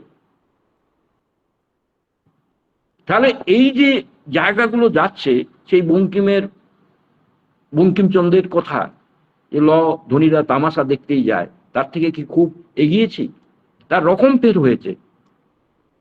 মার্কেটে আমরা দেখেছি যে আরবিট্রেশনাল ট্রায়ালের ক্ষেত্রে ইভেন কি বার কাউন্সিল অফ ইন্ডিয়া তিনি নিজে একটা ট্রাস্ট, একটা ইউনিভার্সিটি খুলে ফেলেছেন, ইউনিভার্সিটি খুলেছে তারা পন্ডিচেরিতে, এবং এফিলিয়েশন ফি মাত্রাতিরিক্ত বেড়ে গেছে লিগেল এডুকেশনের ক্ষেত্রে। সেই লিগেল যারা স্টুডেন্ট তারা কি করবে? তাদেরকে বলে দেওয়া হয়েছে যে তোমরা পড়তে হলে এরকম ধরনের স্ট্রাকচারে পড়বে এবং মার্কেটে ঢুকে যাও। জাস্টিস কোথাও খোঁজো না, পাওয়ার স্ট্রাকচারের মধ্যে জাস্টিস আমাদের আছে। পাওয়ার যা বলছে, what power think just, it is justice. Liberal অর্ডারের কিন্তু এই যে মার্কেট এসেছে, কিন্তু আক্ষেপের বিষয় একজন রাইটার বলেছেন যে as capitalism is the market place of goods, democracy is the market place of ideas. আমরা ডেমোক্রেসিকে, জাস্টিসকে, তার এজেন্ট ফরমেশন কি হবে, এবং সেটা রলসও বলেছেন তার থিওরি অফ জাস্টিসে, যে আমি জাস্টিসটাকে কনসেপচুয়ালের বাইরে রাখি না, কনসেপ্টের বাইরে রাখি না। জাস্টিস মানে agency formation, perfect agency formation, নালে মেটা জাস্টিস। এজেন্সি ফরমেশন আমাকে করতে হবে। তো আমি যদি পার্টিকুলার এজেন্সি ফর্ম না করতে পারি, তাহলে বলবো কিন্তু সিআরপিসি, আইপিসি, প্রসিডিউরাল ল, এগুলোতে এজেন্সি ফরমেশন আছে। লোয়ার কোর্ট সমস্ত কিভাবে যাবে, কিভাবে মামলা হবে, এগুলো হচ্ছে ওই একটা, যেখানে বলা হচ্ছে যে নলেজের ক্ষেত্রে, নলেজ ক্যাটাগরির ক্ষেত্রে একটা স্টিরিওটাইপ, অর্থাৎ জুডিশিয়াল প্রসেস সে একটা স্টিরিওটাইপের শিকার হয়ে গেছে। অন্তত লিবারাল ডেমোক্রেসির একটা প্যাটার্ন মেনটেনেন্স করছে। সেই প্যাটার্ন মেনটেন্সের মধ্যে আমাদের কিছু ফান্ডামেন্টাল রেডিক্যাল কোনো চেঞ্জ হবে না বাবা, কোনোদিনই করতে পারবো না। আমি জাস্টিস কেউ না, কারণ জাস্টিসকে, যেটা উপেন্দ্র বক্সী তার বইয়ের মধ্যে লিখছেন পরিষ্কার করা, যে it is never ending, ever ending and non exhaustive. Our finding of justice not এক্সজস্টিভ।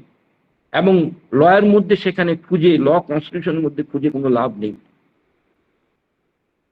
Constitution আসবে, আমি সোভিয়েত রাশিয়ার সঙ্গে, চায়নার সঙ্গে কম্পিটিশন করছি না। কনস্টিটিউশন আসবে, কিন্তু তার গ্লোবাল অর্ডার, তার ইকোনমিয়াল ল, এই যে মাইক্রো জায়গাগুলো আসছে, জাস্টিস, সোশিও ইকোনমিক জাস্টিস, সেটা একটা বিরাট চ্যাপ্টার, একটা বিরাট, বিভিন্ন জাস্টিসের মধ্যে সেগুলো বেরিয়ে এসেছে, আক্ষেপের মধ্যে এসেছে, কন্ট্রাডিকশনের মধ্যে এসেছে, এবং একটা প্যারাডক্স দেখা দেয়। অনেক পাবলিক ইন্টারেস্ট লিটিগেশন একটা প্যারাডক্স এসছে। একজন তো জাজ বলেছিল যে আমি এইখান থেকে অর্ডার দিচ্ছি, 10 দিনের মধ্যে রাস্তা করে দিতে হবে একটা গ্রামের। জুডিশিয়ারি বললো, এক্সিকিউটিভ বললো আমাদের ফান্ড কই স্যার, পঞ্চায়েতের ফান্ড নেই। এই যে আইভরি টাওয়ার,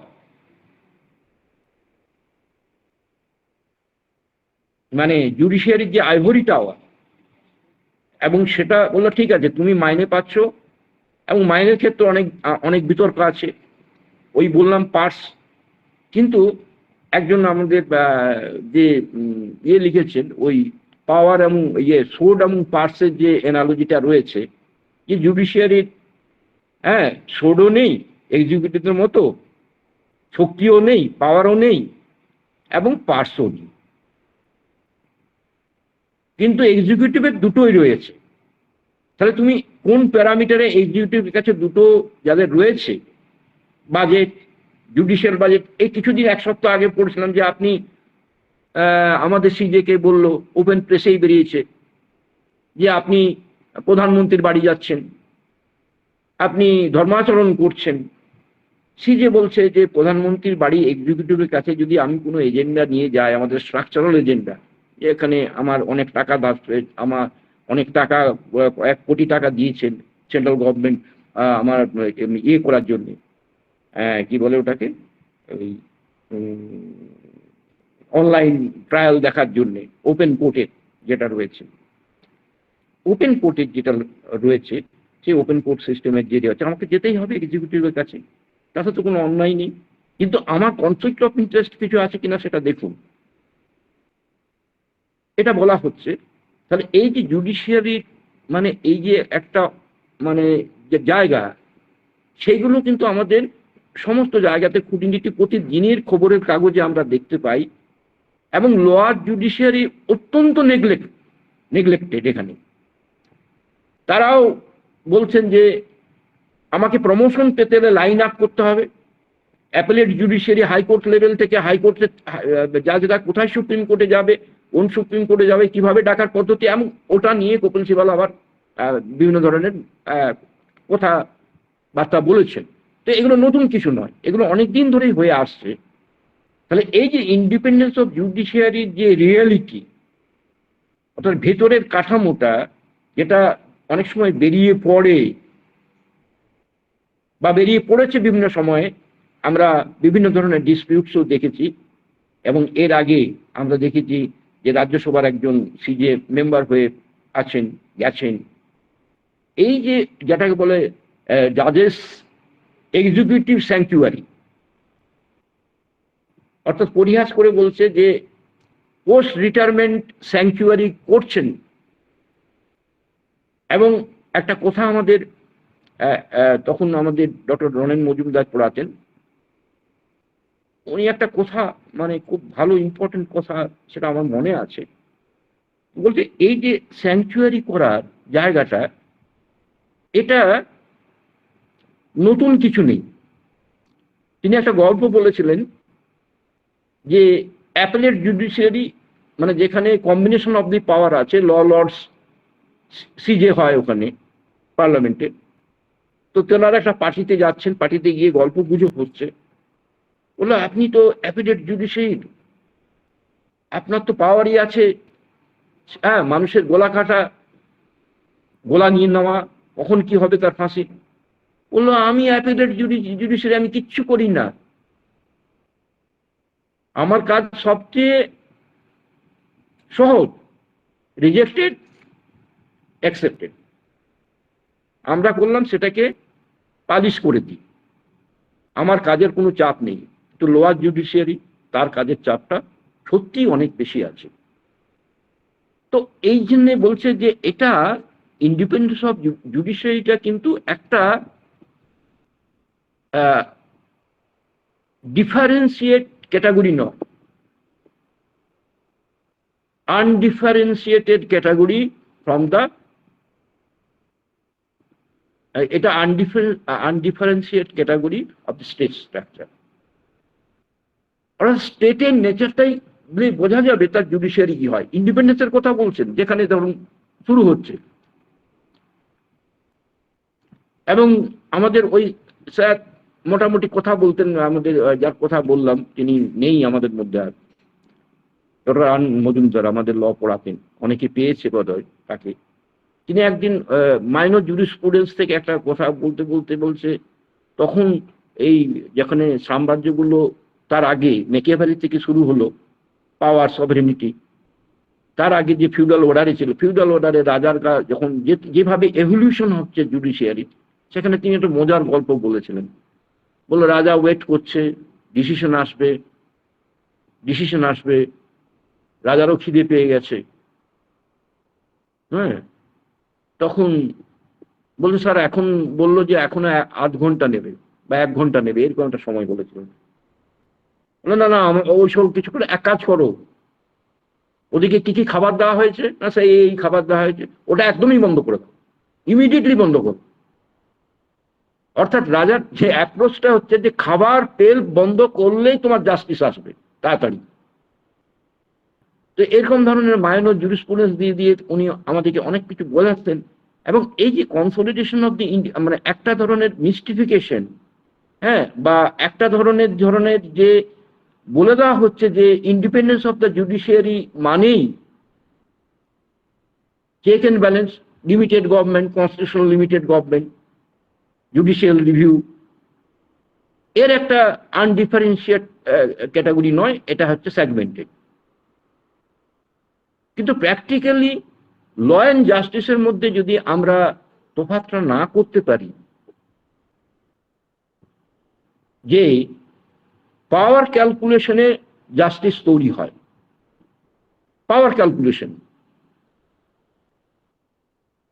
অর্থাৎ ক্যালকুলাস অফ পাওয়ার, যেটা পলিসেন্ট্রিক বা পলিটিক্যাল প্রসেসের মধ্যে যেটা থাকছে, যে হোয়াট পাওয়ার থিংস জাস্ট। আমাদের দেশে অনেক উদাহরণ দেওয়া যায়। পভার্টি এলিভেশন, ইন্দিরা গান্ধীর গরিবী হাঁটাও, এই এজেন্ডাগুলো যখনই না হয়েছিল, যখন লেজিটিমেশন ডেফিসিট আফটার, যদিও আমাদের সংবিধানে বলে রয়েছে যে কোনো ইয়ে থাকবে না, আনটাচেবল থাকবে না, খাবার দিতে হবে, সমস্ত কিছু গুড উইশেস মানে গুড থিঙ্কিং এগুলো বলা হয়েছে, কিন্তু আসেনি, সংবিধানে আসেনি। পাওয়ার এজেন্ডা সেগুলোকে রিজেক্ট করে দিয়েছে, যে এগুলো আমাদের ক্ষমতা নেই, এখন আমরা পারবো না। আমাকে যখন আমার লেজিটিমেশন ডেফিসিট না হচ্ছে, ততক্ষণ আমি করব না, though it may be the deficit in democracy. Thank you. আমি এগুলোকে আর বেশি আলোচনা করলাম না। আমি তাত্ত্বিকভাবে যেটা বললাম, আমার আলোচনা আমি এখানেই শেষ করছি। তো এখন এই মানে মানে যে সামারি পয়েন্টগুলোর ক্ষেত্রে যেটা হয়ে যায়, যে আমি কিন্তু হতাশাগ্রস্ত নই, কিন্তু আমি একজন ক্রিটিক, এবং নলেজ প্রসেসের ক্ষেত্রে কোশ্চেনটা, ইন্টারোগেশনটা মারাত্মক দরকার হয়। যে কোশ্চেনটা কি, what is the solution, what are the challenges? But if solution becomes itself a problem, that remains problematic. So a field gulo, independence of judiciary is a problematic field, full of discourses. সেটা কিন্তু ওর মধ্যে আবদ্ধ নেই এবং কোনো একটা particular শেপে নেই, এরও বিভিন্ন ধরনের শেপিং হয়ে আসছে। তো ইন্ডিপেন্ডেন্স অফ জুডিশিয়ারির যে শেপিং, নিশ্চয়ই মেকিয়াভেলির বা মন্টেস্কির শেপিং এ যেটা ছিল সেই শেপিং এ নেই, কিন্তু ডিফারেন্ট শেপিং এ আরো কমপ্লিকেটেড জায়গাতে রয়েছে। কিন্তু এটা আমি বলবো যে ইন্ডিপেন্ডেন্স অফ জুডিশিয়ারির ক্ষেত্রে কি হচ্ছে, ওরা একটা সিলভার লাইনিং দেখায়, কিন্তু কখনোই টানেল সেটের যে লাইট সেটাকে দেখাতে পারে না। যে হ্যাঁ, একটা সাময়িক রিলিফ পেল, কিন্তু টোটাল যে পাওয়ারের এজেন্ডা সেটাকে ওভারকাম করতে পারে না। তাহলে পাওয়ার কি সত্যি এত খারাপ? তখন দেখতে হবে যে এক্সিকিউটিভ জাস্টিস সুপ্রিম কোর্ট বারবার জুডিশিয়াল অ্যাক্টিভিজমে বলেছে যে এক্সিকিউটিভটা আপনারা এমনই করছেন যে একদম টোটাল ফেল। সেই জন্য বলছে you are exercising will to বা এক্সিকিউটিভ উইল টু পাওয়ার, আমরা যেটা বলছি উইল টু রিজন, যে আপনাকে জাস্ট মানে আপনাকে রেশনালাইজ করতে হবে এবং পাওয়ারের এই ধরনের কুৎসিত চেহারাটাকে বন্ধ করুন। কিন্তু ফান্ডামেন্টাল যে কোশ্চেনগুলো, জাস্টিস শুধু লয়ের মাধ্যমে আসবে না, লয়ের মাধ্যমে তখনই আসবে যদি ল তার রেডিক্যাল শেপিংটাকে নিয়ে যেতে পারে। তাতে আমি বলছি না যে লিগ্যাল অর্ডারে কোনো জাস্টিসের সম্ভাবনা নেই, এখানে অনেক জাস্টিসের সম্ভাবনা আছে, রয়েছে, অনেকেই পাচ্ছে, যেগুলো যারা সিস্টেম পরিষ্কার ক্লিনজিং করতে পারছে তারা আছে। এবারে আমি লাস্টে বলবো যে আমাকে একদিন আমার একজন বন্ধু, আমাদের আলোচনা হতে হতে উনি বলল যে এত ল কলেজ কেন এখন হচ্ছে, এত ল কলেজ কেন এত হচ্ছে, কি ল কলেজের ডিমান্ড? তা আমি প্রিন্সিপাল বলি, তুই তো কলেজগুলোর অনেক পড়াচ্ছিস, কি হয়েছে? আমি বলি সেগুলো আর বলে লাভ নেই। আমরা মানে এই যে ধরনের লিগ্যাল প্রফেশনের মধ্যে একটা গ্রোথ হচ্ছে, সো কল্ড গ্রোথ, যেটা লিগ্যাল স্ট্রাকচারকেও অনেক সময় আঘাত করতে পারে এবং একটা ডাউনসার্জ আসতে পারে, তখন ও আমাকে একটা অত্যন্ত ইম্পর্টেন্ট কথা বলেছিল, বলে আমি তো লয়ের কিছু ব্যাপার জানি না, কিন্তু আমরা যে আমেরিকার দিকে অগ্রসর হচ্ছে মার্কেট ইকোনমির দিকে, তার একটা সিম্পটম কি বলছে, ওখানে প্রচুর করাপশন, আর প্রচুর করাপশন মানে প্রচুর লয়ার দরকার হয়। আমি বলি হ্যাঁ, এটা একটা পয়েন্ট আছে, যে যেহেতু মার্কেটের গ্রোথটা হচ্ছে, করাপশনও বেড়ে গেছে প্রচুর, তাহলে লয়ারের দরকার। তাহলে লয়ারটা আগে যেমন দেখলাম জাস্টিস ফ্রেমওয়ার্কে দেখতাম, লিগ্যাল অফিসার করতে, আমারও প্র্যাকটিক্যাল জায়গাটা তৈরি হলো যে আমরা সত্যিই করাপশন বাড়ার সঙ্গে সঙ্গে কি লিগ্যাল এডুকেশন, লিগ্যাল ফেনা, এখন আমরা বলছি যে কেরিয়ার জাজ, লয়ার, অনেক কিছু ইয়ে বেড়েছে, পসিবিলিটিস, চাকরি বেড়েছে, ইয়ে বেড়েছে, কিন্তু চাকরি কি এতই বেড়েছে, এতই ল প্রোডাকশন করে করে আমরা করব, এরা কি জাস্টিস ডেলিভারি দিতে পারবে? এদের মধ্যে যে পাওয়ার, মানে যে ক্ষমতা, তেল, তাদের মধ্যেও জুডিশিয়ারি কি খুলেছে, জুডিশিয়ারি যেন একটা অর্ধেকটা দেখা হয়। অর্থাৎ জুডিশিয়ারিতে যখন ইন্ডিপেন্ডেন্স অফ দ্য জুডিশিয়ারি বলছি, তাদেরকে নন অ্যাক্টার, লিগ্যাল এডুকেশন বা যারা ল পড়েছে প্র্যাকটিস করছে তারা non actor, independence of judiciary real actor হচ্ছে জাজেসরা, আর কিছু সুপ্রিম কোর্টের এলিট ফ্রেমওয়ার্কের লয়ার, বাকি অংশের জায়গাটা একদমই নেই। তো কথা বাড়লে আমি অনেকটাই বললাম, এবার আমি শেষ করছি। হ্যাঁ, সকলকে ধন্যবাদ জানিয়ে, যদি কারো কিছু প্রশ্নের জায়গা থাকে আলোচনার ডিসকোর্সে, আবার শেষে আমি বলবো, আলোচনা করব। ধন্যবাদ সকলকে, ধন্যবাদ জানিয়ে আমি আমার জাস্ট আলোচনাটা এখানেই শেষ করলাম।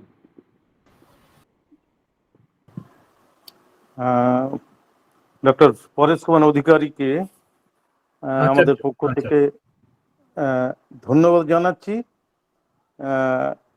এ ব্যাপারে ডক্টর অনির্বাণ মজুমদার আলোচনা করবেন, কিন্তু তার আগে ডক্টর সুবীর কুমার রায় বলবেন। এই দুটো বলায় শেষে উনি এটা কমেন্ট করবেন। পরেশদা যথেষ্ট ভালোভাবে, সুন্দরভাবে উপস্থাপনা করলেন, এবং শেষ পর্যন্ত যেন সেই একই কথা, বিচারের বাণী নীরবে নিভৃতে কাঁদে, সেটা কাঁদবে না তো। এই নিয়ে আমি কোনো কমেন্ট করতে চাইছি না।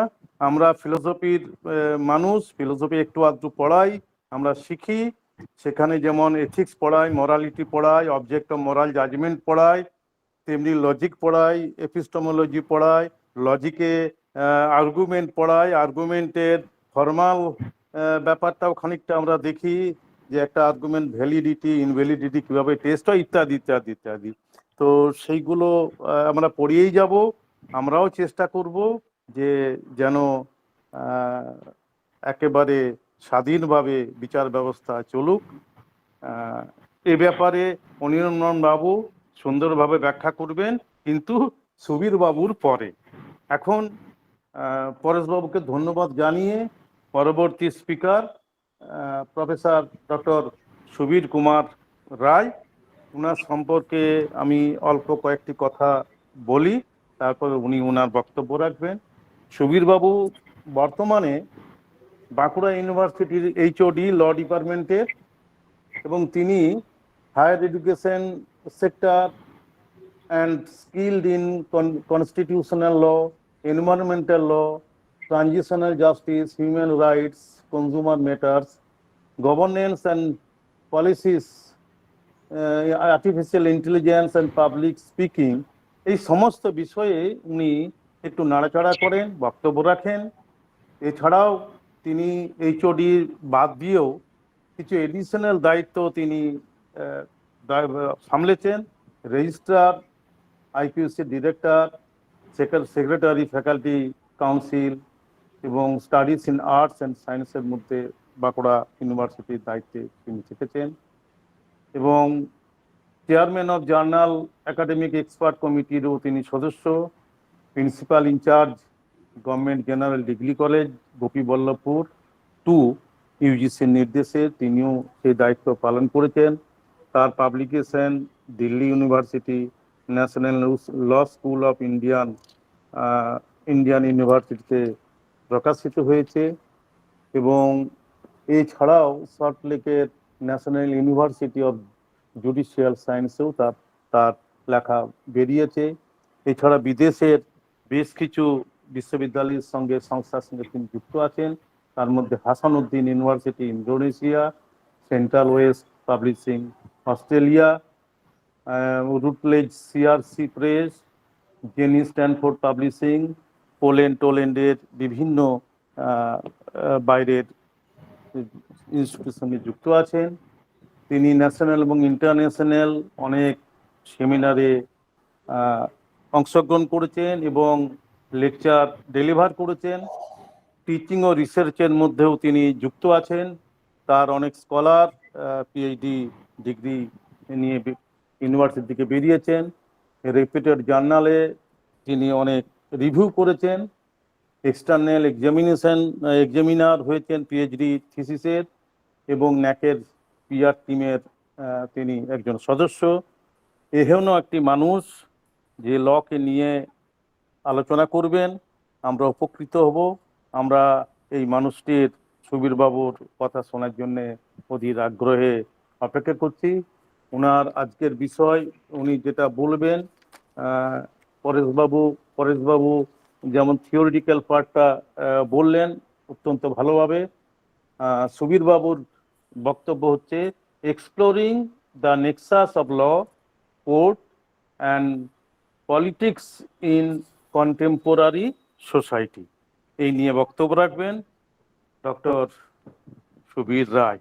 আপনাকে অনুরোধ করছি আপনার বক্তব্য রাখুন। Thank you. Thank you. So very good evening. Actually, what I will try, that is to speak in bilingual form. Let me to start it formally. Respected my teacher, Dr. P.K. Acharya, Professor Anirban Majumder. He used to be my senior in Bardhaman University, Anirban,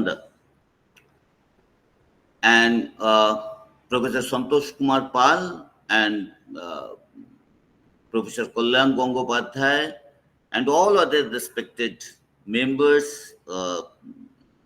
research scholars, students were present over here. First of all, my respected teacher, Professor Paresh Acharya, he had given a very theoretical base to the very concept, that is the independence of judiciary, and he has rightly started from the change of the emblem of the Lady Justicia. And I've got this point to start the deliberation today with this point. That is, of course, it was the Lady Justice. Her idol was unveiled over there, and it was found that it's completely different from the Justicia, though both signifies the same aspect in a different way. But of course, that was changed. But why I'm saying this, I was just going through the news published in the newspaper, and it was revealed over there that the Bar Association of Supreme Court was not taken into confidence at the time of unveiling the emblem of the Lady Justicia.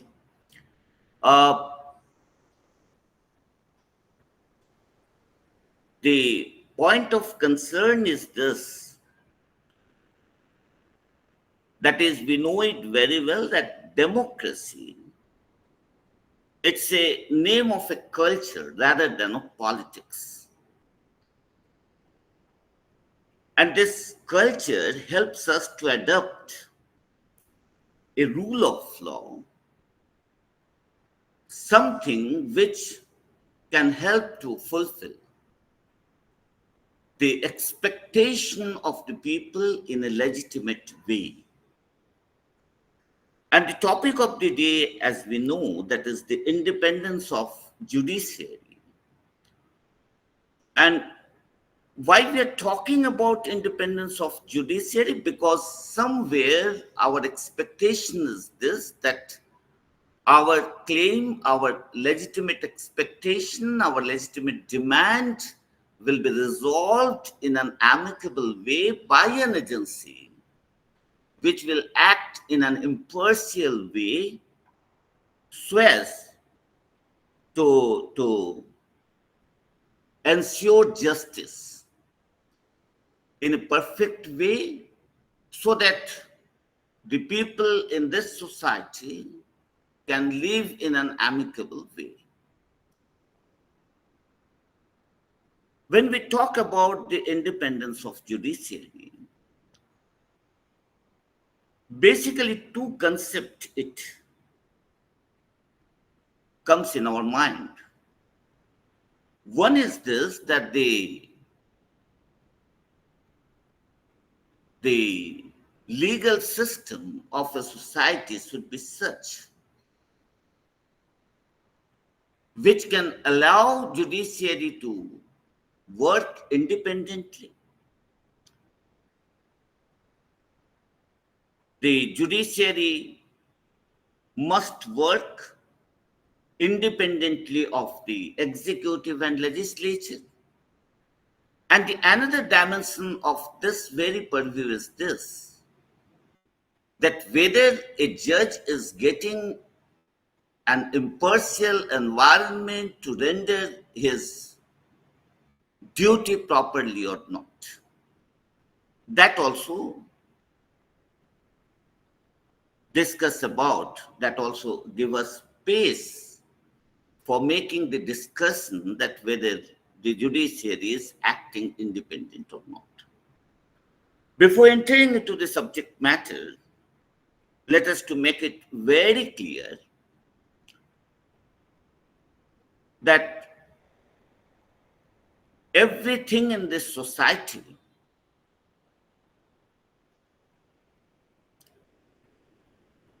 is not aloof from the political discourse, what my teacher Paresh Acharya was saying about the power discourse, etc. It's not independent from that. Rather, law and politics are closely associated with each other, as law structures the composition and function of the government, and at the same time regulates and controls the action of the government. Government is supposed to follow the rule of law, and the necessary corollary of the same postulates about the good governance. The prime stipulation of a civilized and welfare state is to have an independent and impartial judicial system which will keep vigil on different organs of the government and will ensure justice to the people. Eta amra believe kori, we believe in this system, that there should be the impartial judicial system and which must have a constant monitoring on different organ of the government, and as an end product, of course, to ensure justice. And this is also obvious that law shapes the politics, and often politics determines the legal structure of a state. Political discourse creates such concept. We know it very well, we are acquainted with this, as constitutionalism, democratic state, anarchism, nihilism, oligarchy, republic, monarchy, etc. All these are the associated with a different form of government, different structure of politics. And of course, it affects the adjudicatory process, and the legal system of a state. And in the same way, decisions made in the judicial process affect the political process.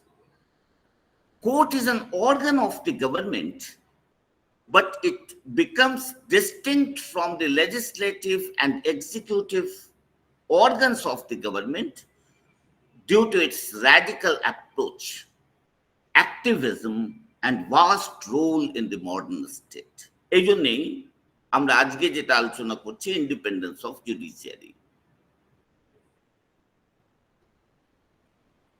Courts inflict on every issues of politics, like the constitution, executive, legislature, political parties, election, pressure groups, policies, media, etc. That means judiciary is interfering into the all aspects of our activities, and that's why it's very much needed to discuss about this issue. And I have seen the concern has been reflected of the speakers of this forum in a different way, but of course in tune with this matter, in this mode, rather, it's better to say. So, in the modern welfare states, there are scarcely any political questions which have not been converted into legal issues and resolved by the courts. Courts are now deciding the political questions in areas ranging from hunger, healthcare, distributive justice, law and order, to corruption, criminalization of politics, black money, etc. In other words, we can say the roles of socio-political culture may be considered under the general rubric of the Foucauldian dynamics. Sir was saying about the Foucault and the postmodernism, or the critical thinking about the critical discourse of law as a major determinant of contemporary global scenario. In fact, in a transcultural global society, it becomes increasingly incumbent on us how the mechanism of law and court are constantly redefining its relationship with political power. It is therefore imperative that power exercised by the legal system as well as the court interfaces the overarching political power. These two clashing concept of power, both clashes with each other. That is, through this clashing concept, what happens, it generates a new perception of the domain of socio-political ideology. Court shapes politics and policy of a state, and sometimes become the center of politics. And the converse is also true sometimes. That's why we know it very well.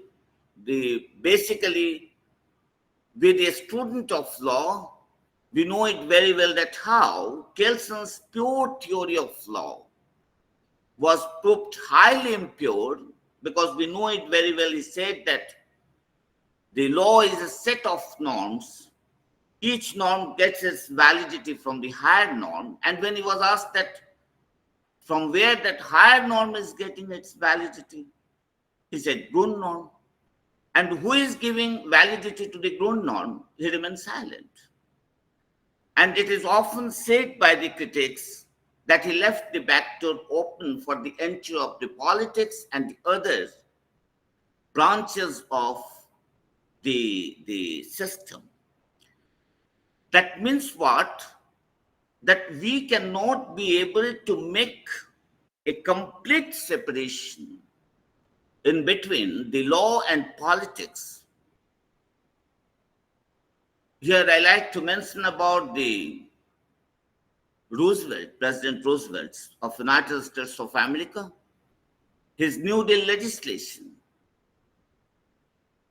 Perhaps that is the best example to illustrate the point that how even courts influences the political discourse. We know it very well that when the USA was passing through the earth-shaking economic crisis during 1929 to 1940, just after assuming the charge of the office of the president, Roosevelt, he was taken charge in 1932, Roosevelt declared the New Deal legislation to bring recovery to business and agriculture, relief to the unemployed youths, destitute, and to bring reformation in the economic and the social sector. And he firmly declared in his inaugural address when he was taking oath as the president that the only thing we have to fear is fear itself.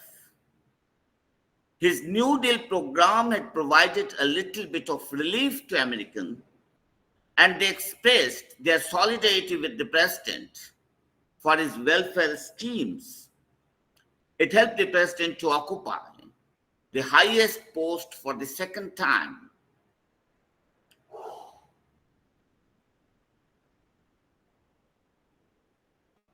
With a landslide mandate, we know it very well, to overcome the economic depression, to give relief to the people from economic burden, and to give employment to the unemployed youth. In his second presidential term, he incorporated a number of welfare schemes and the number of welfare legislations like the National Labor Relations Act, Works Progress Administration, the Social Security Act, the different acts regarding the reformation in the labor. We know it very well.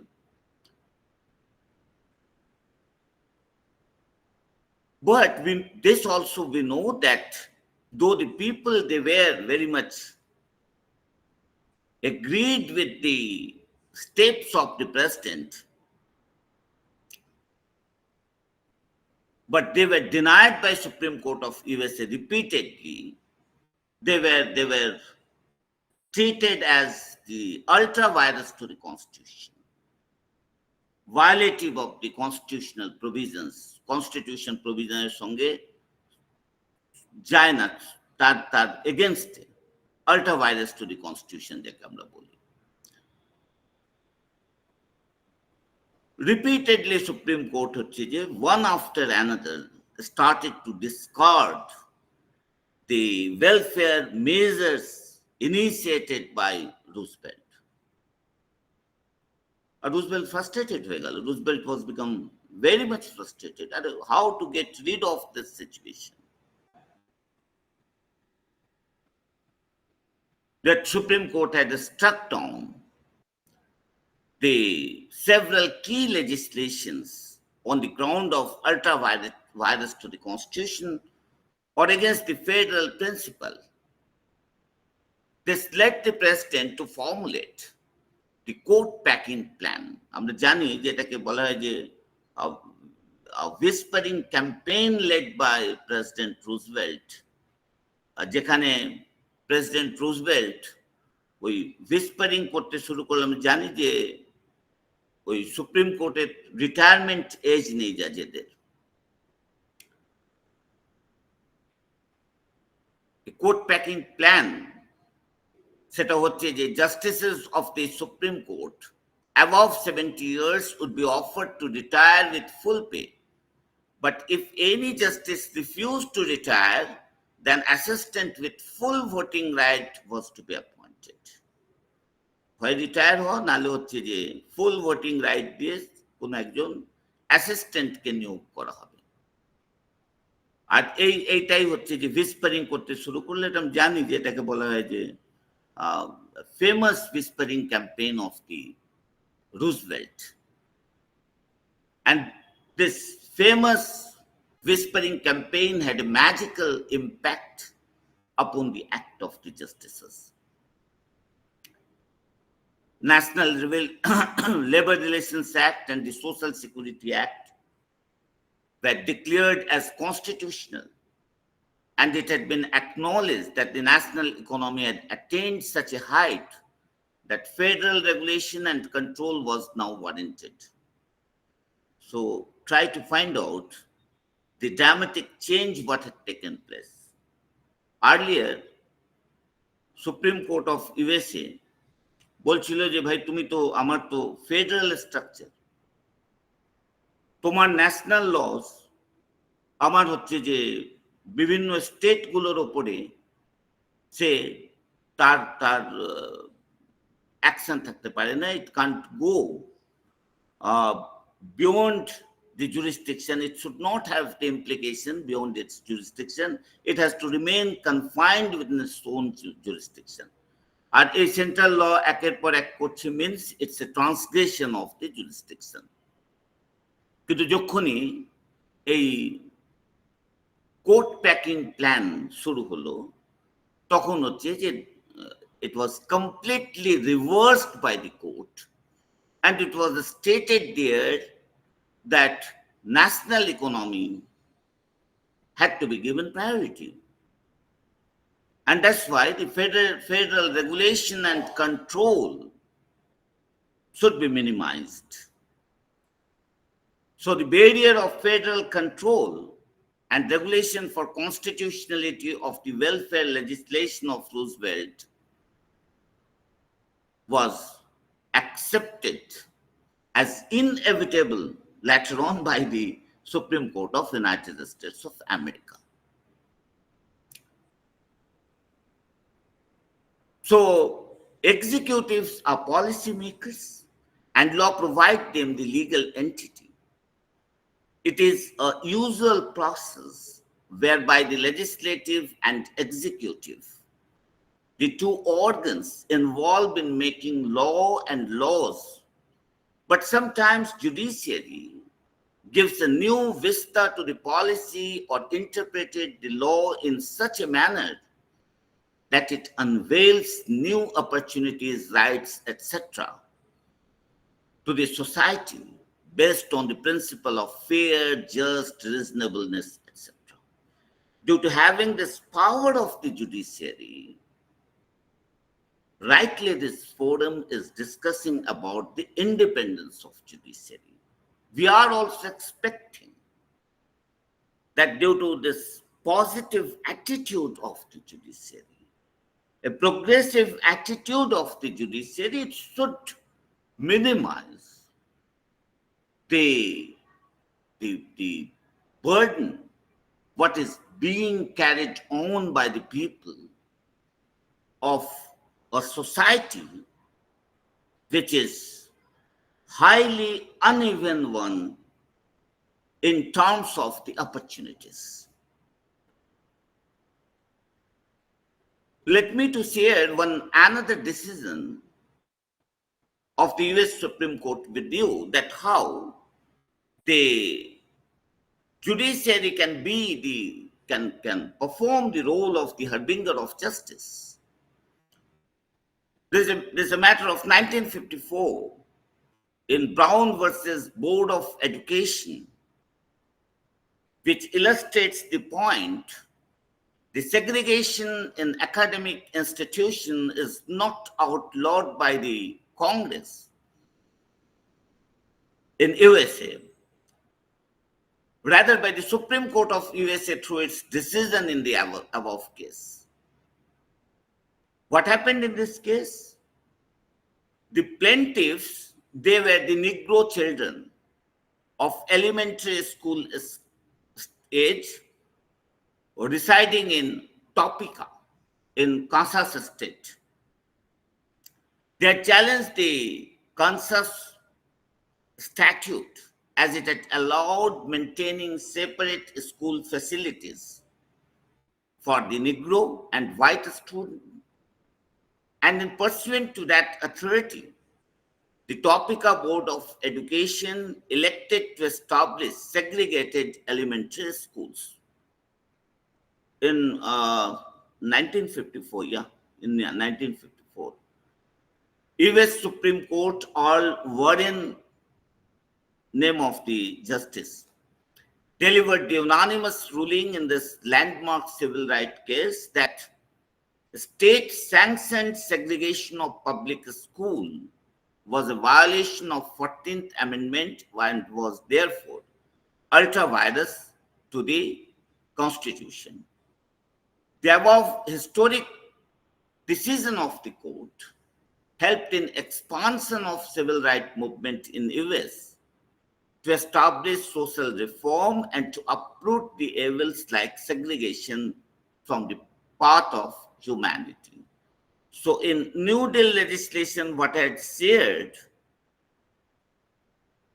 that how the concept of judiciary was creating a hindrance into the path of the government from initiating the welfare measures, and at the same time, in 1954, how a radical approach is being taken by the judiciary to end the matter of discrimination.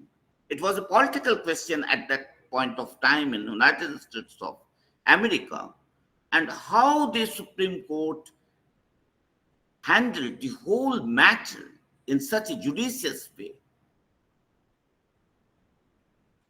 So judiciary, which is often considered, mind it what I'm saying, as the weakest branch of the state in comparison with the other two organs of the government. Why?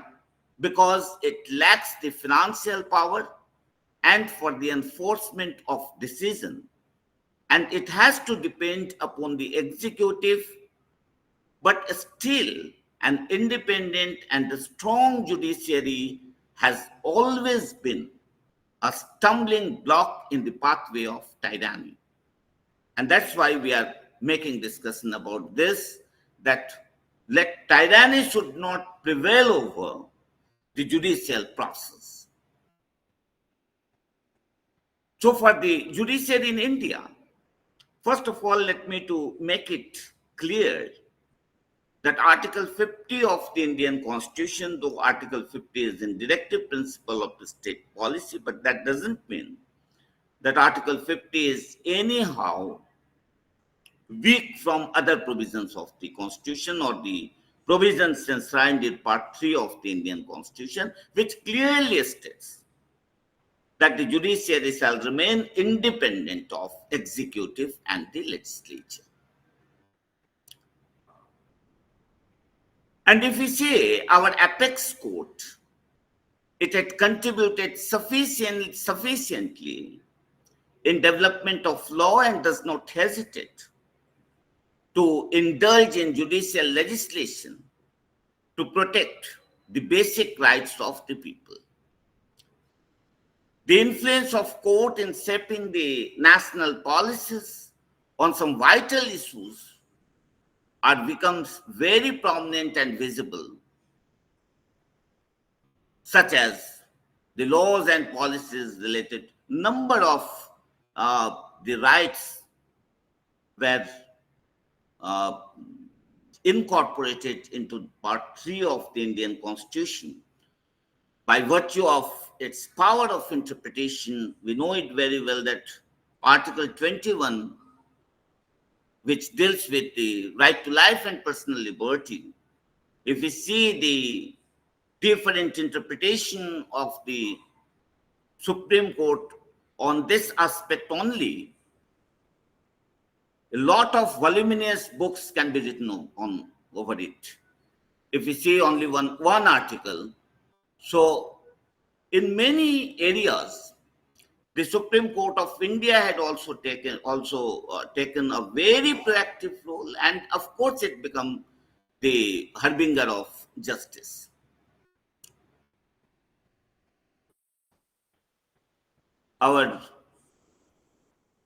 My teacher, Professor Paresh Kumar Acharya, was quoting Professor Upendra Bakshi.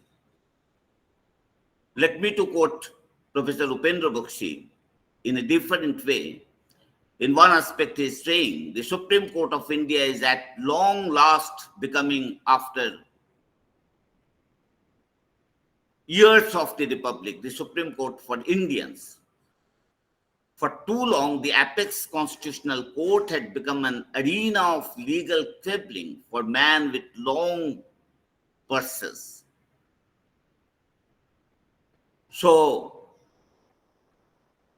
we can see that the Supreme Court in India, of course, I will come to some other cases. I will give the illustration of some other cases where we find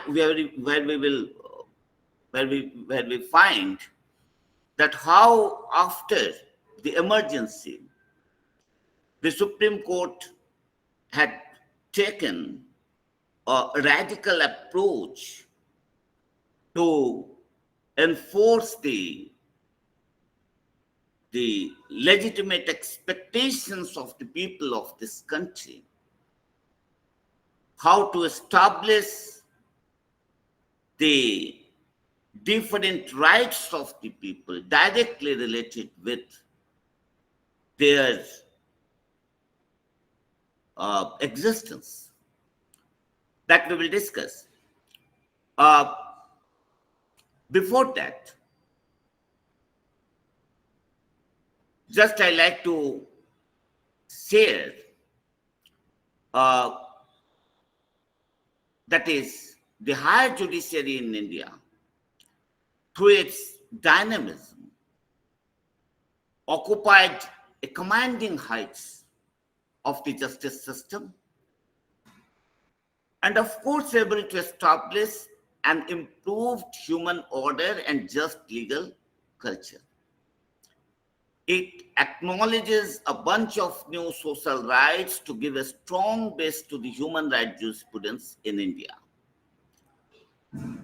But at the same time, we have to keep in mind that judicial activism, judicial review, or the power of interpretation of the judiciary solely cannot be the remedy of the hurdles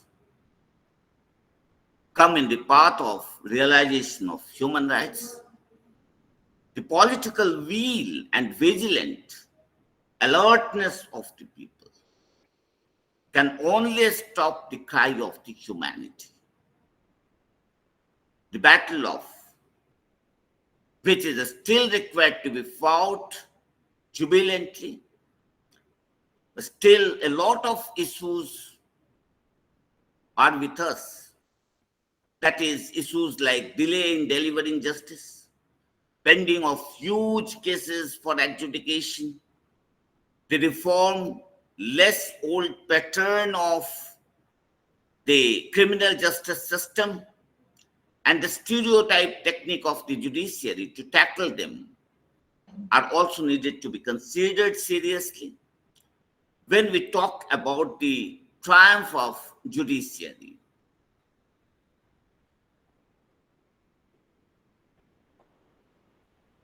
Now, when we talk about the independence of the Indian judiciary, this is true.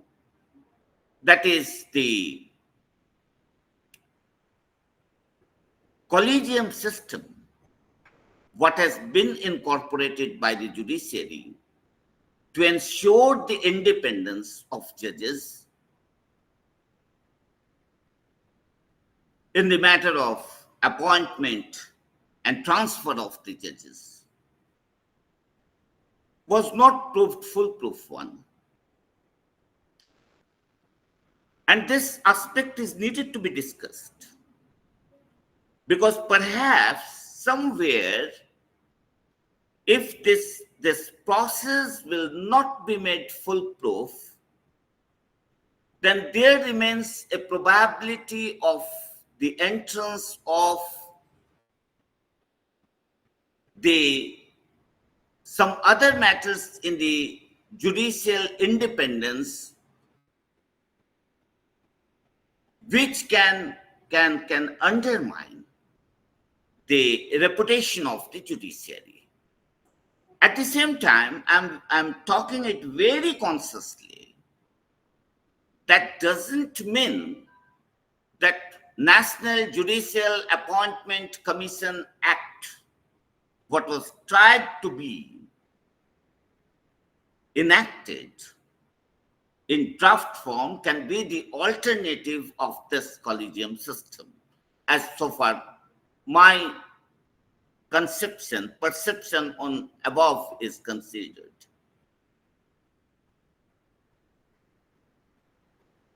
As I told, when we talk about, I think the organizer will give me 10 minutes time. Is it so? Okay, sir. Yeah, thank you, sir. যদি একটু বাংলায় বলবেন, আমাদের কিছু ছাত্র আছে, ওরা হয়তো ফলো করতে পারছে না। একটু আচ্ছা বাংলা আচ্ছা, বেশ তো আমি একটু তাহলে বাংলায় বলি। যেটা বলতে চাইছিলাম যে আমরা তো জানি যে কলিজিয়াম সিস্টেম আমাদের হচ্ছে যে ইনকর্পোরেট করা হয়েছে, যেখানে সিনিয়র মোস্ট জাজেস, 4 সিনিয়র মোস্ট জাজেস, তারা তাদের বাই ভার্চু অফ দেয়ার, মানে তারা কনসেনসাস ওপিনিয়ন নিয়ে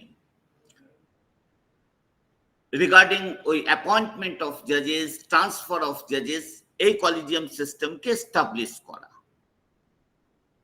কিন্তু এই যে সিস্টেমটা, এটাও ফুল প্রুফ সিস্টেম হয়নি। অনেক সময় দেখা যায় যে অ্যাপয়েন্টমেন্ট অফ জাজেস বা ট্রান্সফার অফ জাজেস, তাতে হচ্ছে যে কনসেনসাস অফ ওপিনিয়ন অনেক সময় হয় না, এবং এই কনসেনসাস অফ ওপিনিয়ন না হওয়ার ফলে যেটা দেখা যায় যে কারণে এই সিস্টেমকে ইভলভ করা, যাতে করে এক্সিকিউটিভ কোনো সময় এটা না পারে যে এই সিস্টেমের মধ্যে ইন্টারফেয়ার করার, সেটা কিন্তু আলটিমেটলি করে ফেলে। এটা ফার্স্ট থিং। অ্যান্ড अगेन এই যে বললাম যে এই যে সিনিয়র মোস্ট জাজেসরা, how they will work, whether in every time, in every occasion, whether they got this opportunity to act independently or not, there also lies a question about this. এখানেও একটা প্রশ্ন থাকে যে তারা ইন্ডিপেন্ডেন্টলি কাজ করতে পারছে কি পারছে না। এটা হচ্ছে যে ফার্স্ট। তার কারণ এটা আমি বলছি না, যখন জাস্টিস লোকুর আর আমরা জানি যে আরো 3 জন জাজ, তারা যখন সুপ্রিম কোর্ট থেকে প্রেস কনফারেন্স করলেন, that is historic one, press conference করে বললেন যে all is not going well in the supreme court. বিশেষ করে তারা এই জায়গায় প্রশ্ন তুলেছিলেন যে যখন এটা ডিসাইড হয় যে কোন বেঞ্চ কোন ম্যাটারকে ডিসিশন নেবে, কোন ম্যাটারকে তারা they will decide which matter, এই ম্যাটারে হচ্ছে যে politics is taking entry over there, and something is there which can not be said proper. এইটুকু আমি বলতে পারি, with my all respect to the জাজেস of the Supreme Court, High Court, and the as a whole the legal system. আমি এটা decision I just like to share with you all. ADM Jabalpur versus Sipkant Shukla, আর এটা যেহেতু ঘটনা যখন ঘটে যায় তখন এটা বলতে তো আর অসুবিধে থাকে না। এটা আমরা জানি যে before this just I like to share with you that justice A.N. Rai, who was appointed as Chief Justice of India, at that time late Prime Minister Indira Gandhi, she was in power, superseding Justice K.S. Hegde, Justice J.M. Sillett, and Justice A.N. Grover. Critics, they said that আমরা জানি যে Keshavananda Bharati case আপনার আমাকে তো time permit করবে না to discuss about this case. আমি শুধু এইটুকু বলি যে সুপ্রিম কোর্ট এই কেসে বলেছিলেন যে কিছু বেসিক স্ট্রাকচার আছে যাকে হচ্ছে যে চেঞ্জ করা যাবে না। যেমন আমরা ধরতে পারি যে সেকুলারিজম, আমার হচ্ছে পার্লামেন্টারি ডেমোক্রেসি, কিছু বেসিক ফিচার্স আছে কনস্টিটিউশনের which can not be altered. কিন্তু সেখানে তখন গভর্নমেন্টের পক্ষ থেকে এই ওপিনিয়ন রাখা হয়েছিল যে এই বেসিক স্ট্রাকচার সরকার কোর্ট অ্যাকচুয়ালি হচ্ছে ইম্পোর্ট করছে, which is not actually in the constitution. There is nothing like the basic structure. কিন্তু কেশবানন্দ ভারতী কেস এটা বলেছিল এবং তখন জাস্টিস এন রায় এই ভার্ডিক্টের এগেনস্টে ছিলেন।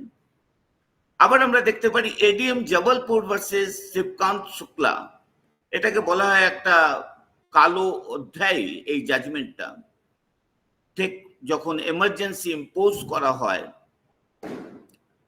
আমরা জানি যে 25 জুন 1975 এমার্জেন্সি ইম্পোজ করা হয়, আর সেখানে সমস্ত ফান্ডামেন্টাল রাইটকে এমার্জেন্সি ইম্পোজ করার মধ্যে দিয়ে সেটাকে হাসাব করে নেওয়া হয় যে কোনো ফান্ডামেন্টাল রাইট এখন আর will not remain active, আর কেউ এটা নিয়ে চ্যালেঞ্জ করতে পারবে না। তো সেখানে এইটা চ্যালেঞ্জ হয়েছিল কোর্টের কাছে এই যে ইভেন কি রাইট টু লাইফও হচ্ছে যে থাকবে না। জাস্টিস খান্নার একটা অটোবায়োগ্রাফি আছে, নিদার রোজেস নট থ্রনস, একটা বই আছে জাস্টিস খান্নার। তো জাস্টিস খান্না তখন হচ্ছে যে অ্যাটর্নি জেনারেলকে জিজ্ঞেস করেছিলেন যে আচ্ছা, যদি একজন হচ্ছে যে পুলিশ অফিসার কাউকে খুন করতে যায়, সেই সময়ও কি তার নিজের হচ্ছে যে ফান্ডামেন্টাল রাইট রক্ষা করার জায়গা থাকবে না? তো বলেছিলেন না, এটা থাকবে না এমার্জেন্সির সময়। And what we come to know, it's very sad plight of the side. That is, at that time, this matter was decided by a bench comprising of Justice H.R. Khanna, M.H. Beg, Y.V. Chandrachud, and P.N. Bhagwati. It was needless to mention that only a dissenting judgment was given by Justice Khanna and not the other judges.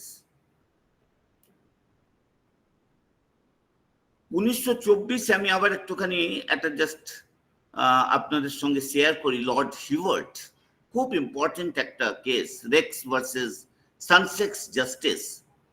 সেখানে একটা কথা বলেছিলেন যে justice should not only be done, it is sin to be done. Very important thing. যে justice শুধু করলেই হবে না, মানুষকে এটা বুঝতে হবে যে জাস্টিস হচ্ছে, এই রকম জাস্টিস করতে হবে। এই এই এই কেসে কি হয়েছিল খুব সংক্ষিপ্ত ভাবে আপনাদের বলি যে ওই মিস্টার ম্যাকার্থি বলে একজন ব্যক্তি ছিলেন, তিনি গাড়ি চালাচ্ছিলেন, সেই গাড়ি হচ্ছে যে আরেকটি গাড়িকে ধাক্কা দেয়। সেই গাড়িতে ছিলেন হোয়াইটওয়ার্থ বলে এক ব্যক্তি, তার একটা ফার্ম ছিল, Mrs Langham son and Douglas. তো হোয়াইটওয়ার্থ যখন এই অ্যাক্সিডেন্ট হলো, হোয়াইটওয়ার্থ হচ্ছে ম্যাকার্থির বিরুদ্ধে মামলা করলো এবং তার যে firm Mrs Langham son and Douglas, তারাই হচ্ছে যে পুরো এই ম্যাটারটাকে দেখছিল। এখন সাসেক্স, কোর্ট অফ সাসেক্স, তারা হচ্ছে যে জাজেরা এই ম্যাটারটাকে ডিসাইড করছিল, তার হচ্ছে যে জুনিয়র যিনি হচ্ছেন যে ক্লার্কই বলবো, সে আবার এই ফার্মের সঙ্গে যুক্ত ছিল। তো জাজমেন্ট হচ্ছে ম্যাকার্থির এগেনস্টে এলো, এবং ম্যাকার্থির এগেনস্টে আসার ফলে ম্যাকার্থি হচ্ছে যে অ্যাপিল করলো। তখন হচ্ছে যে Lord Hewart justice court of lords এর কাছে এটা করলো, অ্যাপিল করলো।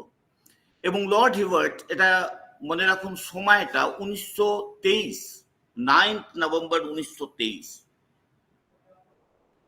সাসেক্সের যে জাজেরা এই ম্যাটারটাকে ডিসাইড করেছিলেন, তারা বললেন যে কোনোভাবে, হ্যাঁ হতে পারে আমাদের যিনি ক্লার্ক তিনি ওই ফার্মের সঙ্গে যুক্ত, লিগ্যাল ফার্মের সঙ্গে, কিন্তু কোনোভাবেই আমাদের জাজমেন্ট তার দ্বারা প্রভাবিত নয়। লর্ড হিওয়ার্ট বললেন যে আমি একদম একমত আপনাদের সঙ্গে, যে আপনাদের জাজমেন্ট কোনোভাবেই হচ্ছে যে তার দ্বারা ইনফ্লুয়েন্সড নয়, কিন্তু আমি এই জাজমেন্টকে ডিসকার্ড করছি on this ground that justice should not only be done, it is seen to be done. আমরা জানি আমাদের এখানে বহু case, including Gullapalli Nageswara Rao and others versus Andhra Pradesh state road, বহু কেসে এই প্রিন্সিপালকে অ্যাডাপ্ট করা হয়েছে। এই যে প্রিন্সিপালকে অ্যাডাপ্ট করা হয়েছে, কেন বললাম, 23-এ এই কনসেপ্ট, এবং পরবর্তীকালে আমরাও দেখেছি যে 50s, 60s এই কনসেপ্টকে ইনকর্পোরেট করা হয়েছে বহু decision. But question remains there. At present situation, whether the judiciary is really serious to incorporate this very policy that justice should not only be done, it is sin to be done. Because we know it very well. আমরা দেখছি, আমি তো আবার বলছি যে কোনো মানুষ, they have the opportunity to have their political ideology. They have the opportunity to have it. They can become the member of, to my mind, I am very clear on this, they can become the member of the executive body, legislature. No harm on it. Question is any cooling period required to establish that justice should not only be done, it is sin to be done? This is needed to be decided. Otherwise, a lot of conflict will arise into the mind about the independence of the judiciary.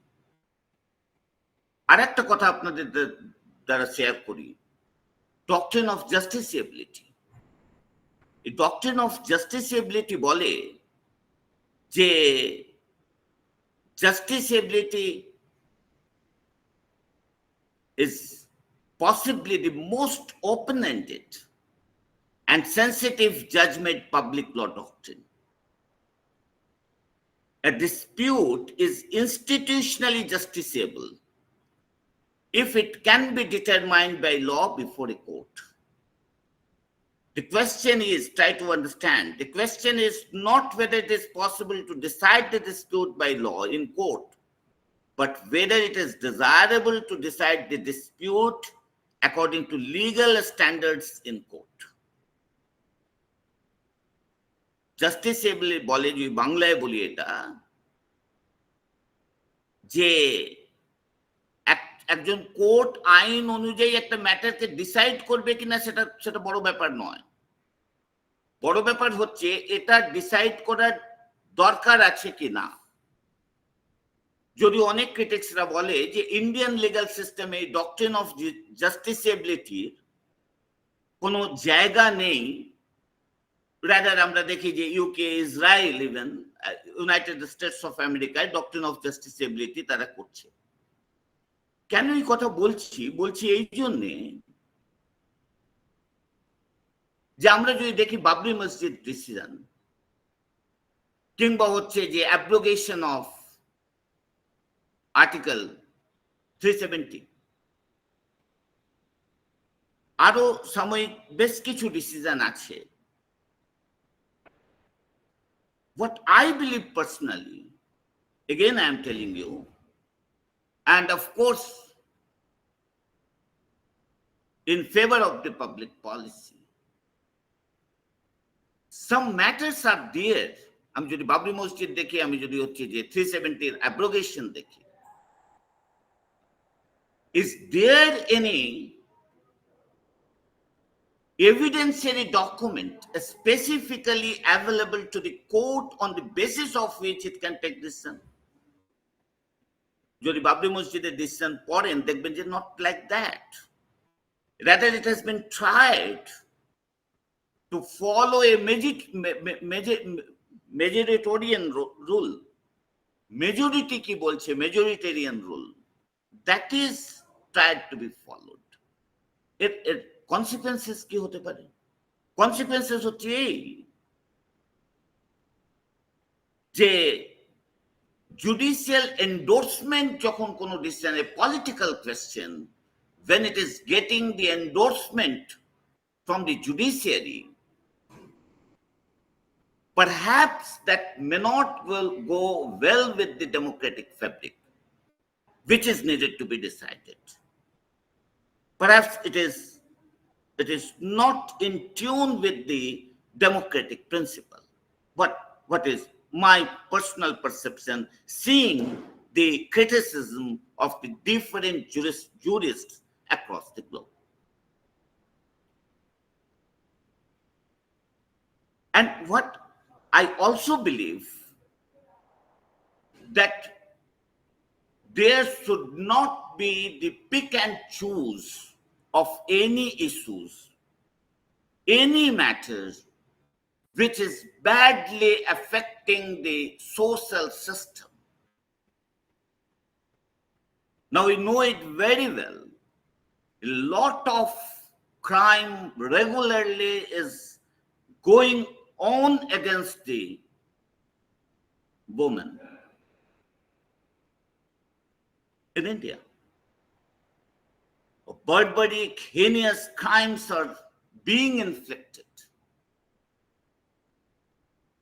against the woman. Apart from the other brutal crime involving white collar crimes too. Now it's needed to find out the root cause behind the commission of this crime rather to pick and choose, because whenever we will pick and choose the matters, sufficient scopes are remaining there for the entry of politics. And that may create a doubt into the mind of the people, with which I like to complete that justice should not only be done, it is seen to be done. And I'm hopeful that the judiciary, of course, is still an organ on which the people repose their faith. And I'm sure our deliberations, the effort, what your the organization is doing, that will help at least to create a public opinion which can shape everything in a better way. With these words, thanks to all of you.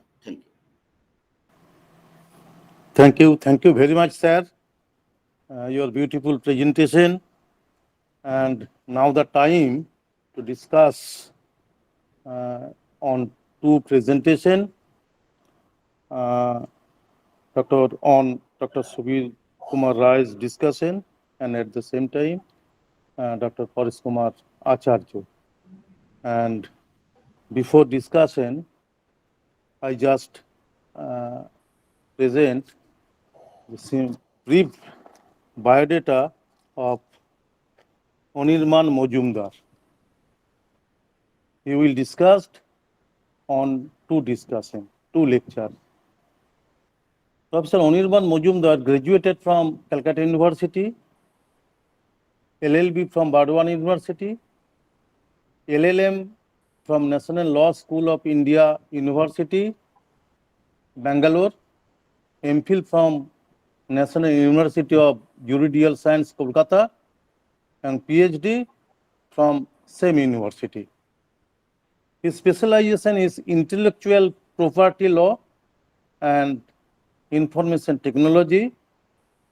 Since 2003, he is related to copyright law, patent law, and information technology. His topic of the PhD thesis was copyright protection in databases.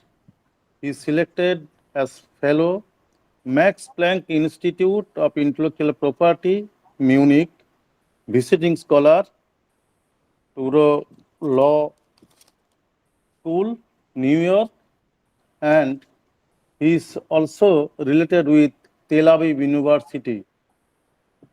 He has so many articles published on copyright law.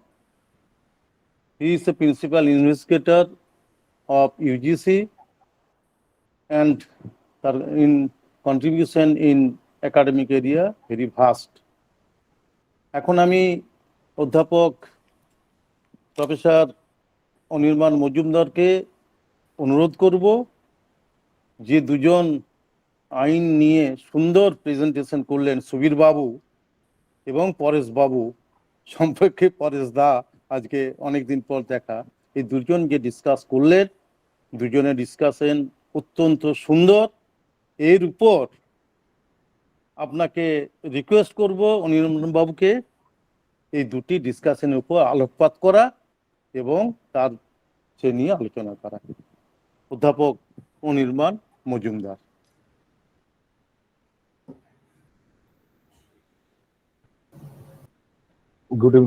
Good evening everyone. প্রথমেই আমাকে opportunity দেওয়ার জন্য thank you.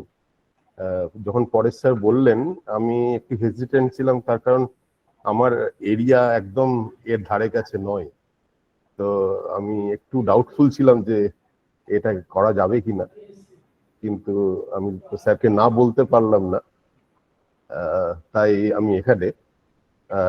Paresh sir যা বললেন যে detail analysis উনি করলেন এবং যেভাবে জুরিসপ্রুডেন্স এবং ফিলোসফিকে বেস করে ইন্ডিপেন্ডেন্স অফ জুডিশিয়ারি উপরে বললেন, তা অসাধারণ। প্রফেসর রয়ের যে entire assessment based on American jurisprudence and American development, সেটাও খুবই খুবই ইউজফুল। তো আমি এটাকে সাম আপ বা রিপিট করার মতন ক্ষমতা আমার নেই, তো আমি যেটা করব সেটা হচ্ছে আমি কয়েকটা ছোট্ট পয়েন্ট রেজ করব so that we can interact, কারণ ইন্টারাকশনের টাইমটা দেওয়া দরকার। তো আমি শুরু করব যে ডকুমেন্টটা দিয়ে, সেইটা হচ্ছে দুটো আপনারা নিশ্চয়ই শুনে থাকবেন। একটা হচ্ছে Beijing principles on independence of judiciary 1997। এই Beijing principles on the independence of judiciary 1997 এই একটা ডকুমেন্ট।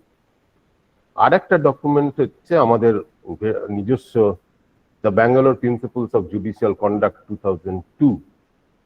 এই Bangalore principles of judicial conduct 2002 and Beijing principles of independence of judiciary, এই দুটো ডকুমেন্টকে আমি বেস করতে চাই।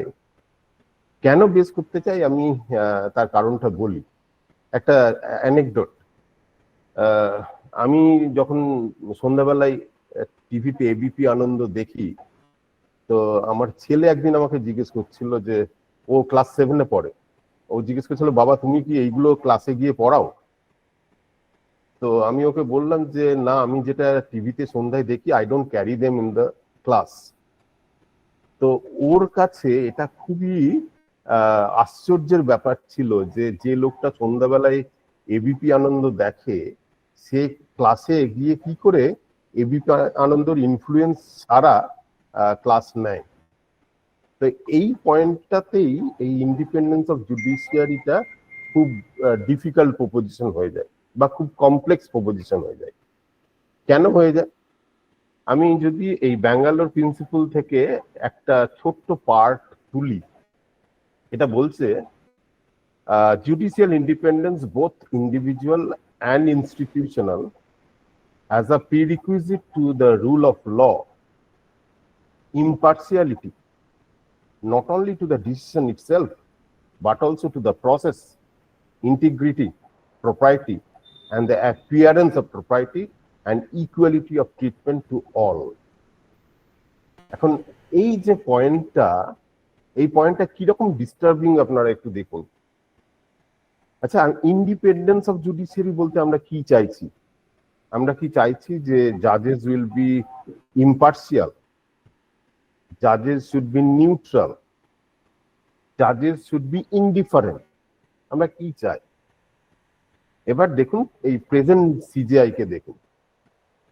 এই প্রেজেন্ট সিজিআই যখন অযোধ্যার ডিসিশন হলো, অনেকেই এই রকম একটা চিন্তা ভাবনা করলো যে দেখো তুমি যে ডিসিশন দিলে সেটা তো একদম মানে বিজেপি গভর্নমেন্টকে একটা কেক ওয়াক করে দিলে, তার কারণ তোমার ডিসিশনের বেসিসে ওরা তো এবার অযোধ্যার মন্দির বানাবে, আর মন্দির বানালে পরে তার রেজাল্ট তুমি তার নেক্সট ইলেকশনে পেয়ে যাবে। তো you have given dividend to them. এবার সেই ডিসিশনের বেশ কিছু দিন পরে, বেশ কিছু বছর পরে, এই রিসেন্টলি যখন উনি বাড়িতে গণেশ পুজো করলেন এবং সেখানে প্রাইম মিনিস্টার ছিলেন, তো উনি এই প্রসঙ্গে কোনো একটা অ্যাপিয়ারেন্সে বললেন, পাবলিক অ্যাপিয়ারেন্সে বললেন যে আমি ভগবানকে বলেছিলাম এই জাজমেন্ট চলাকালীন যে ভগবান তুমি তোমার রাস্তা খুঁজে নাও।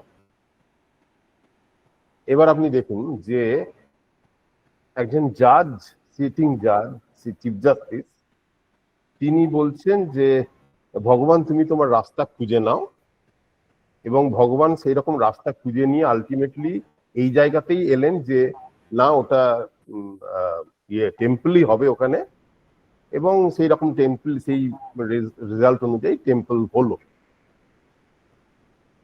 এখন আপনি কি বলবেন যে এটা হচ্ছে ইন্ডিপেন্ডেন্স, এটাই ইম্পার্সিয়ালিটি, এইটাই নিউট্রালিটি? যদি এরকমও ভাবা যায় যে অ্যাকচুয়ালি জাস্টিস চন্দ্রচূড় উনি অ্যাসপায়ার করছেন টু বিকাম জাজ of maybe an international forum, এবং পরবর্তীকালে যদি এটা দেখা যায় যে উনি গভর্নমেন্টের সাপোর্ট পাচ্ছেন টু বিকাম জাজ অফ অ্যান ইন্টারন্যাশনাল ফোরাম, তখন কিন্তু আমরা এই 2-2 করে ফেলবো। তো ইন্ডিপেন্ডেন্স অফ জুডিশিয়ারি সম্বন্ধে যেভাবে জাজেরা ভাবে, ইন্ডিপেন্ডেন্স অফ জুডিশিয়ারি সম্বন্ধে যেভাবে আমরা ভাবি, আমরা যারা সোশ্যাল সায়েন্টিস্ট, সে আমি লয়ের ব্যাকগ্রাউন্ডে হই বা পলিটিক্যাল সায়েন্সের ব্যাকগ্রাউন্ডে হই বা ফিলোসফি ব্যাকগ্রাউন্ডে হই, এবং কমন পাবলিক পারসেপশন, সেটা বোধ হয় কমপ্লিটলি আলাদা। এখানে আমার একটা প্রশ্ন আছে যে আচ্ছা, জাজেসদের কি এই পালস অফ পিপল রিড করাটা দরকার? Do they read the pulse of the people?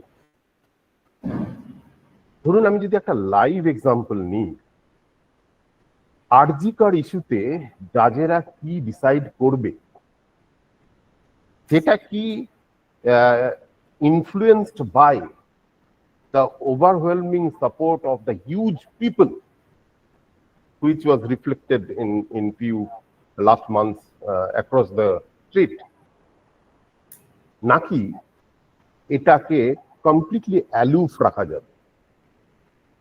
এই প্রসঙ্গে আমার former vice chancellor professor MP Singh এর একটা বক্তব্য আছে, তো আমি আপনাদেরকে ওইটা পড়ে শোনাই 1 মিনিট। প্রফেসর সিং বললেন,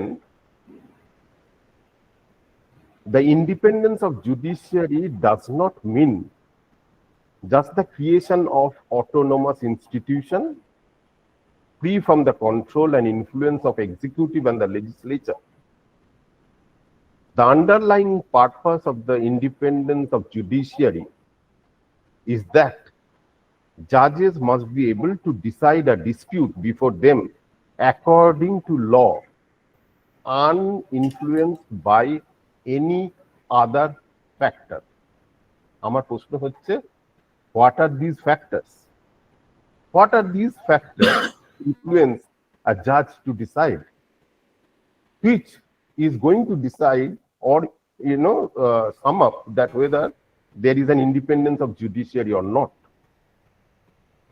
Now, if we ask a question, যে আচ্ছা জাজেদের কি freedom of speech and expression আছে? না, যখন একজন কলকাতা হাইকোর্টের সিটিং জাজ এবিপি আনন্দতে ইন্টারভিউ দিল, তখন দু রকমের প্রতিক্রিয়া ছিল। কেউ বললেন যে না, এটা একদমই উচিত হচ্ছে না, it is against the property non. আর কেউ বললেন যে হোয়াই নট, যতক্ষণ না উনি যে ম্যাটারে ডিসকাস করছেন সেই ম্যাটার যতক্ষণ না আলোচনা করছেন, there is nothing wrong. এবার আপনি কি করে একটা দিকে বলবেন যে হ্যাঁ একটা ইন্ডিপেন্ডেন্স অফ জুডিশিয়ারি থাকতেই হবে, which has to be reflected not only through the written judgment but also the way judges carry themselves. At the same time, আপনি যদি প্যারালেলি আরেকটা সাইড দেখেন, judges will be appointed by the president. Their salary will come from the state fund. Their accommodation will be given by the state. Their transport will be given by the state. Their security will be given by the state. And you want the judge to be independent. Yes, they have to be independent. But how do you do that? Is it the judge's own responsibility to maintain independence of judiciary? আপনি যদি এই discussion গুলো শোনেন, আপনি দেখবেন একটা bottom line হচ্ছে that independence of judiciary is enshrined in the constitution, but it is to be guaranteed by the state. সুতরাং এটা শুধুমাত্র কিন্তু জাজ কি বললো বা জাজ কি লিখলো বা জাজ কিভাবে বিহেভ করলো তা নয়। Even how the state is looking at the judges, how the state is looking at the judiciary, that has a lot of things to do about this independence of judiciary. যদি এটা বলতেই হয় যে we have to create a situation, you have to create a situation for independence of judges, তাহলে আমি যে কোটেশনটা দিয়ে শেষ করব সেটা হচ্ছে self-regulation is dignified. Self-regulation is dignified, while outside imposition is demeaning. সুতরাং যতক্ষণ জুডিশিয়ারি নিজেই নিজেকে কন্ট্রোল করবে, রেগুলেট করবে, পিউরিফাই করবে, রেকটিফাই করবে, ততক্ষণ কিন্তু it is very respectable, and that is what is expected rather than an imposition from the outside, because that will be very demeaning. এবার এই জায়গাতে আপনি শুধু এই অ্যাপয়েন্টমেন্ট অফ জাজেস কে ফেলে দিন, ওখানে দেখুন সব রকমের অ্যান্সার আপনি পেয়ে যাবেন। We all know the demerit of collegial system, we equally know the demerit of the alternative. আমি এখানে শেষ করি। এবার আপনাদের যা কোশ্চেন, ডেফিনেটলি যা যা কোশ্চেনস আছে, ইন্টারাকশন, যদি কেউ প্রশ্ন করেন। হ্যাঁ, আমি একটু বলি। হ্যাঁ হ্যাঁ, বললাম না, আমি একটা কথা বলে নিই, বলবে। হ্যাঁ হ্যাঁ, একটা হচ্ছে যে আমরা কেউই এটা ভাবছি না যে জুডিশিয়ারি স্টেটের মানে সর্বতভাবেই যে নিরপেক্ষ থাকবে, কেননা সে একটা স্টেট স্ট্রাকচারের মধ্যে থাকবে এবং আমাদের যে ডিফারেন্ট পাওয়ার স্ট্রাকচার আছে তার মধ্যেই তার ঘোরাফেরা। অতএব কিছুটা অর্থে এটা রিলেটিভ অটোনমির কথাই আমরা বলছি এখন। দ্বিতীয় কথা হচ্ছে, আপনি বলছেন যে জাজেসরা মাইনে পায় বা সবকিছু সুযোগ সুবিধা স্টেট দেয়। এখানে কিন্তু একটা গন্ডগোল আমরা করছি, স্টেট এবং গভর্নমেন্ট কিন্তু এক নয়। স্টেট এবং গভর্নমেন্ট কিন্তু এক নয়। এখানে স্টেট গভর্নমেন্ট স্টেট হিসাবে কাজ করছে, বা একটা নির্দিষ্ট রাজনৈতিক দল সে স্টেটের ভূমিকা অভিনয় করছে, 1 নম্বর পয়েন্ট। দ্বিতীয় কথা হচ্ছে কি, যে স্টেট বা গভর্নমেন্টের গুডউইলের প্রশ্ন। তারা যদি গুডউইল না দেখায় তাহলে জুডিশিয়ারি খুব বেশি দূর যেতে পারে না, মোল্লার দৌড় মসজিদ পর্যন্ত। এখানে আমাদের যে পশ্চিমবঙ্গের কনটেক্সটের কথা শোনার জন্য আমরা অনেকেই মানে ভাবছিলাম আর কি। এখানে যে জায়গাটায় আমরা বারবার ধাক্কা খাচ্ছি সেটা হচ্ছে এভিডেন্সটা মানে জোগাড় করা। এই কাজটা কি মানে জুডিশিয়ারি, আমরা বলি এটা, এই কাজটা জুডিশিয়ারি নয়। জুডিশিয়ারি যদি এই কাজটা না করে তাহলে বাকি যে দুটো অর্গান আছে তারা এভিডেন্স কালেক্ট করে দিলে তারপরে আপনারা সেটা মানে একটু ভাজাভুজি করে আপনারা মানে প্লেটে দেবেন, এই হচ্ছে ব্যাপারটা। তাহলে মূল জায়গাটা দাঁড়িয়ে আছে অ্যাডমিনিস্ট্রেশন এবং লেজিসলেটিভ পার্টে যারা আছে তারা কি ইনপুট দিচ্ছে তার উপরে। তাহলে এখানে জুডিশিয়ারির ব্যাপারটা অনেকগুলো ডাইমেনশনের উপর নির্ভর করছে। এবারে এবং আপনি আরেকটা কথা বললেন, পাবলিক পারসেপশন, পাবলিক কি করে ভাবছে, সেজন্য একটা সুযোগ কিন্তু এখান থেকে থাকছে যে বারবার আমাকে সিজিও কমপ্লেক্সে যেতে হবে, এই কারণে যে এই ধরনের প্রভাবগুলো তার উপরে যখন পড়ছে আমরাও জনগণ সেখানেও একটা প্রভাব সৃষ্টি করতে পারবো। আরেকটা পয়েন্ট, এইটুকু কয়েকটা কথা আমার মনে হলো, সেজন্য বললাম, যদি কিছু মন্তব্য করার থাকে বলুন একটু।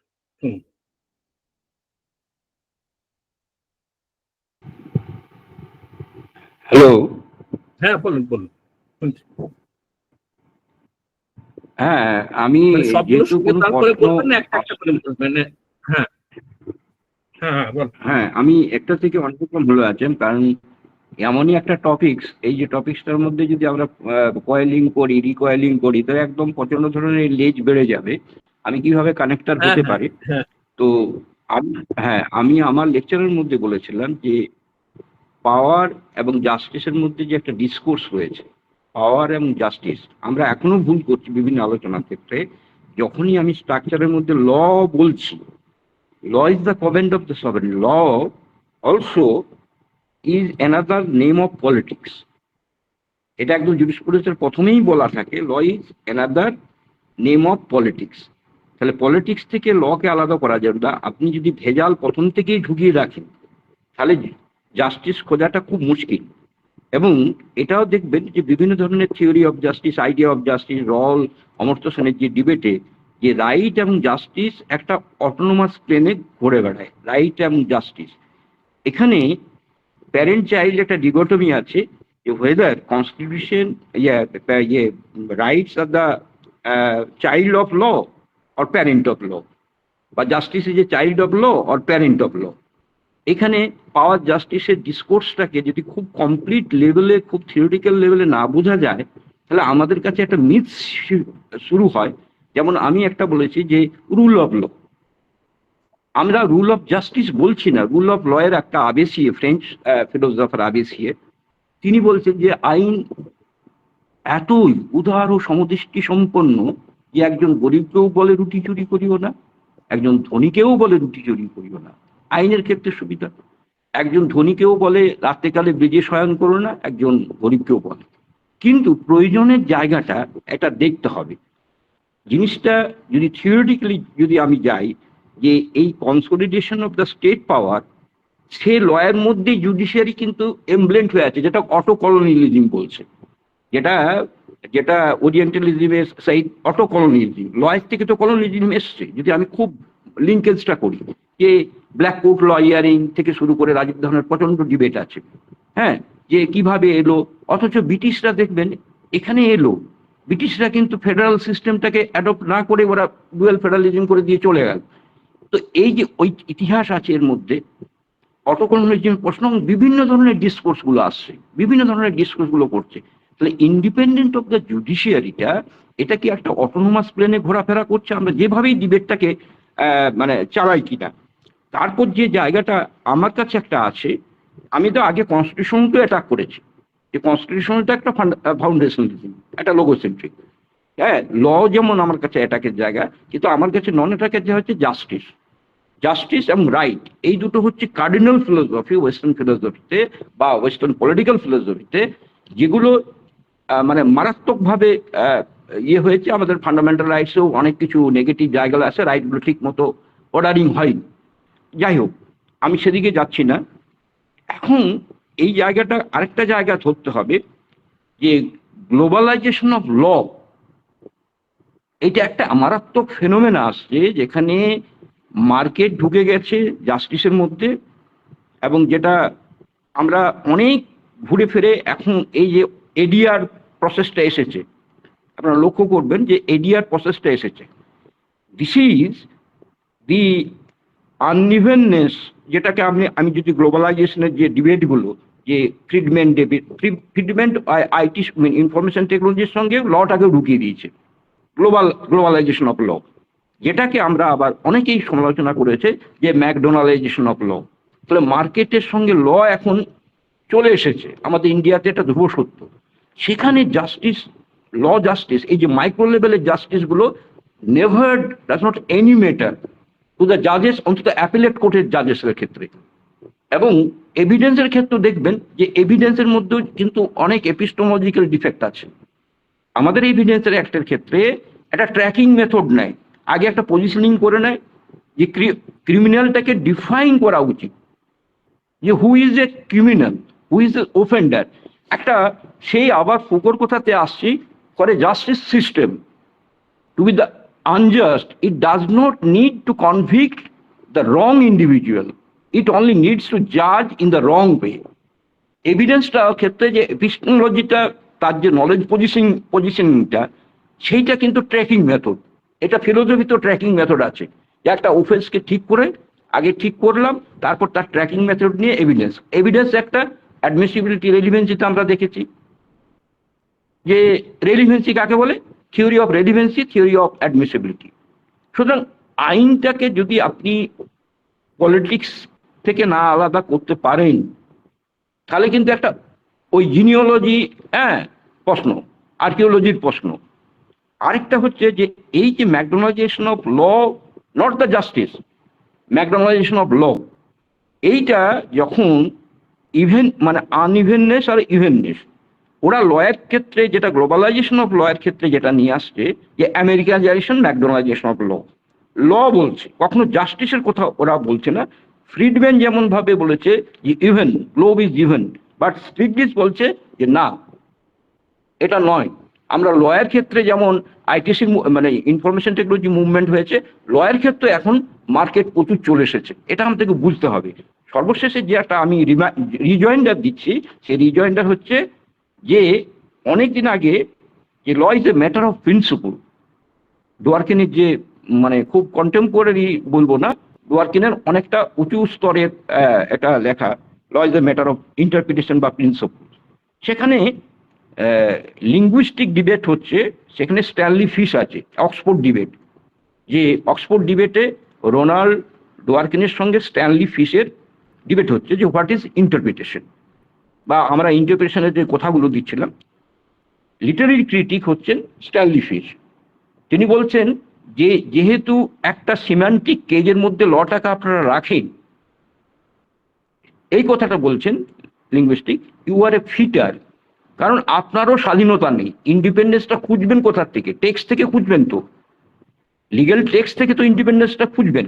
সেখানে যদি ভাষা আমাদেরকে বন্দি করে রাখে, এখন ল অ্যান্ড ল্যাঙ্গুয়েজ বা লিঙ্গুইস্টিকের উপর প্রচুর কাজ হচ্ছে এরকম ধরনের, যে যারা বলছে যে এই যে লিঙ্গুইস্টিক ফ্রেমের ক্ষেত্রে এখানে ল অ্যাজ এ পাওয়ার, সেটা প্রচন্ড ধরনের ডিপ রুটেড হয়ে আছে বাইনারি মডেলে। যেমন ধরো আজকে কোর্ট কেসে কি করছে, আমার দুটো পার্টি দরকার, আমি শুধু পার্টি করছি, অর্থাৎ বাইনারি মডেলে যে ধরনের কনফ্লিক্ট। আবার একজন বলেছেন খুব ভালোভাবে যে রিজনিংটা হচ্ছে সেটা কি স্ট্রাকচারে হচ্ছে, লোক পিরামিড মানে এন্টি পিরামিড স্ট্রাকচার, এবং আমাদের জুডিশিয়ারিও প্রচন্ড ধরনের সেন্ট্রালাইজ। ফেডারেল জুডিশিয়ারির পাওয়ার খুব আমেরিকার সঙ্গে তুলনা করে দিলে আমরা ভুল করব, কারণ আমেরিকার প্রসেসটা, তার এভলিউশনারি ইয়েটা অনেক আলাদা। এই যে এন্টি পিরামিড স্ট্রাকচার, অর্থাৎ প্রথমে একটা লোক, তারপর আরো লোক বাড়লো, জাজ বাড়লো, আবার জাজ বাড়লো, অনেকগুলো জাজ। তাহলে এই যে রিজনিং প্রসেসটা, এই মাল্টি এখানে বলবেন যে হ্যাঁ অ্যান্টি পিরামিড স্ট্রাকচারে এখানে চাপা পড়ে যায় ট্রায়াল জাজগুলো, সমস্ত ধরনের চাপা পড়ে যায় এবং সুইপিং করে, একটা সুইপিং মোডে নেয় সেটা পাওয়ার স্ট্রাকচারকে ইয়ে করার জন্য। আমি আর অন্য জায়গাতে ক্লিয়ার করে যাচ্ছি না, আমরা এই সুইপিংটা দেখতে পাচ্ছি, এই সুইপিংটা দেখতে পাচ্ছি। এবং আমাদের এই ডিবেটের মধ্যে একজন ডাক্তারবাবু অত্যন্ত, মানে আমি তার নাম বলছি না, আমাদের যে এই যে 2 মাস ধরে স্ট্রাগলটা চলছে, একজন ডাক্তারবাবু, আর আমি এই কথাটা বললেই বুঝতে পারবেন, তিনি একটা ডাক্তার হয়ে অসাধারণ কথা বললেন সেদিন। বলছে জুডিশিয়ারিতে মিলর মিডল বলতে 10 মিনিট লেগে যাচ্ছে, আর কথা হচ্ছে ইস্যু হচ্ছে 3 সেকেন্ডের। তাহলে এই যদি জুডিশিয়ারির অবস্থা হয়, মিলর্ড তারা তো একটা পার্ট, ইম্পর্টেন্ট স্টেক হোল্ডার, এবং সেই স্টেক হোল্ডার বাইনারি স্ট্রাকচারে কি করে সেটাকে বুঝতে হবে। ইন্ডিপেন্ডেন্স অফ জুডিশিয়ারি পাওয়ার ডিভাইসটাকে বুঝতে হবে, যে এই পাওয়ার ডিভাইসটি কিভাবে মিস্টিফিকেশন করে। আমি মার্কসিস্ট না হয়েও বলতে পারি, খুব রেডিক্যালি বলতে পারি, যে জাস্টিস এবং right is undefined still, it is to be ever, it is not yet defined. একটা কথা আমি সঞ্জীব চট্টোপাধ্যায়ের কথাটা উল্লেখ করছি, সাহিত্যিক সঞ্জীব চট্টোপাধ্যায়কে, তাকে প্রশ্ন করা হয়েছিল যে আপনি তো পুরস্কার পেলেন, ওই কি এখন মনে পড়ছে না ঠিক মতো, তাহলে আপনি কৃষ্ণ চরিত্র লিখলেন, সাংবাদিক প্রশ্ন করলো, তাহলে রাধার কি হবে? আপনি যে জাস্টিসের কথাও বলছেন, কৃষ্ণের যে স্ট্রাকচারের কথা বলছেন, খুব অনুবীক্ষণ দিয়ে করেছেন, বলছে রাধা পরবর্তী প্রজন্ম লিখবে একটা এমটি স্পেস।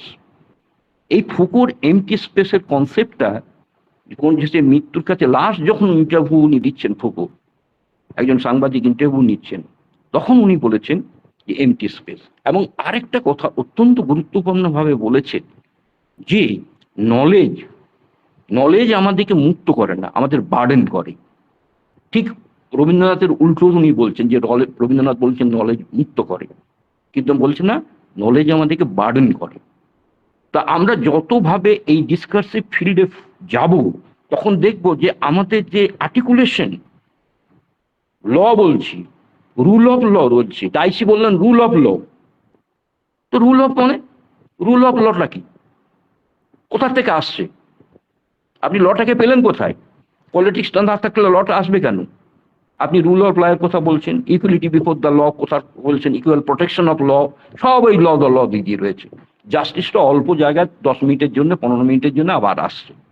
তো এই যে জাস্টিস খোঁজা, ফাইন্ডিং অফ জাস্টিস, আমরা এখনো দেখছি যে গ্লোবালাইজেশন লয়ের যে ডিবেটগুলো, সেখানেও দেখছি যে একটা মার্কেট আসছে, ম্যাকডোনালাইজেশন ল আসছে, অল্টারনেটিভ ডিসপিউট রেজলিউশন আসছে, যারা ওয়েলকাম করছে যে আসো, যেটা আমাদের অনির্বাণ বলল যে এতে একটা পেল্ভ, খুব পাওয়ার এবং পেল্ভ দুটোই তারা একটা মানে মোটিভেটেড হচ্ছে, পাওয়ার দিয়েও হচ্ছে, পেল্ভের দ্বারা হচ্ছে।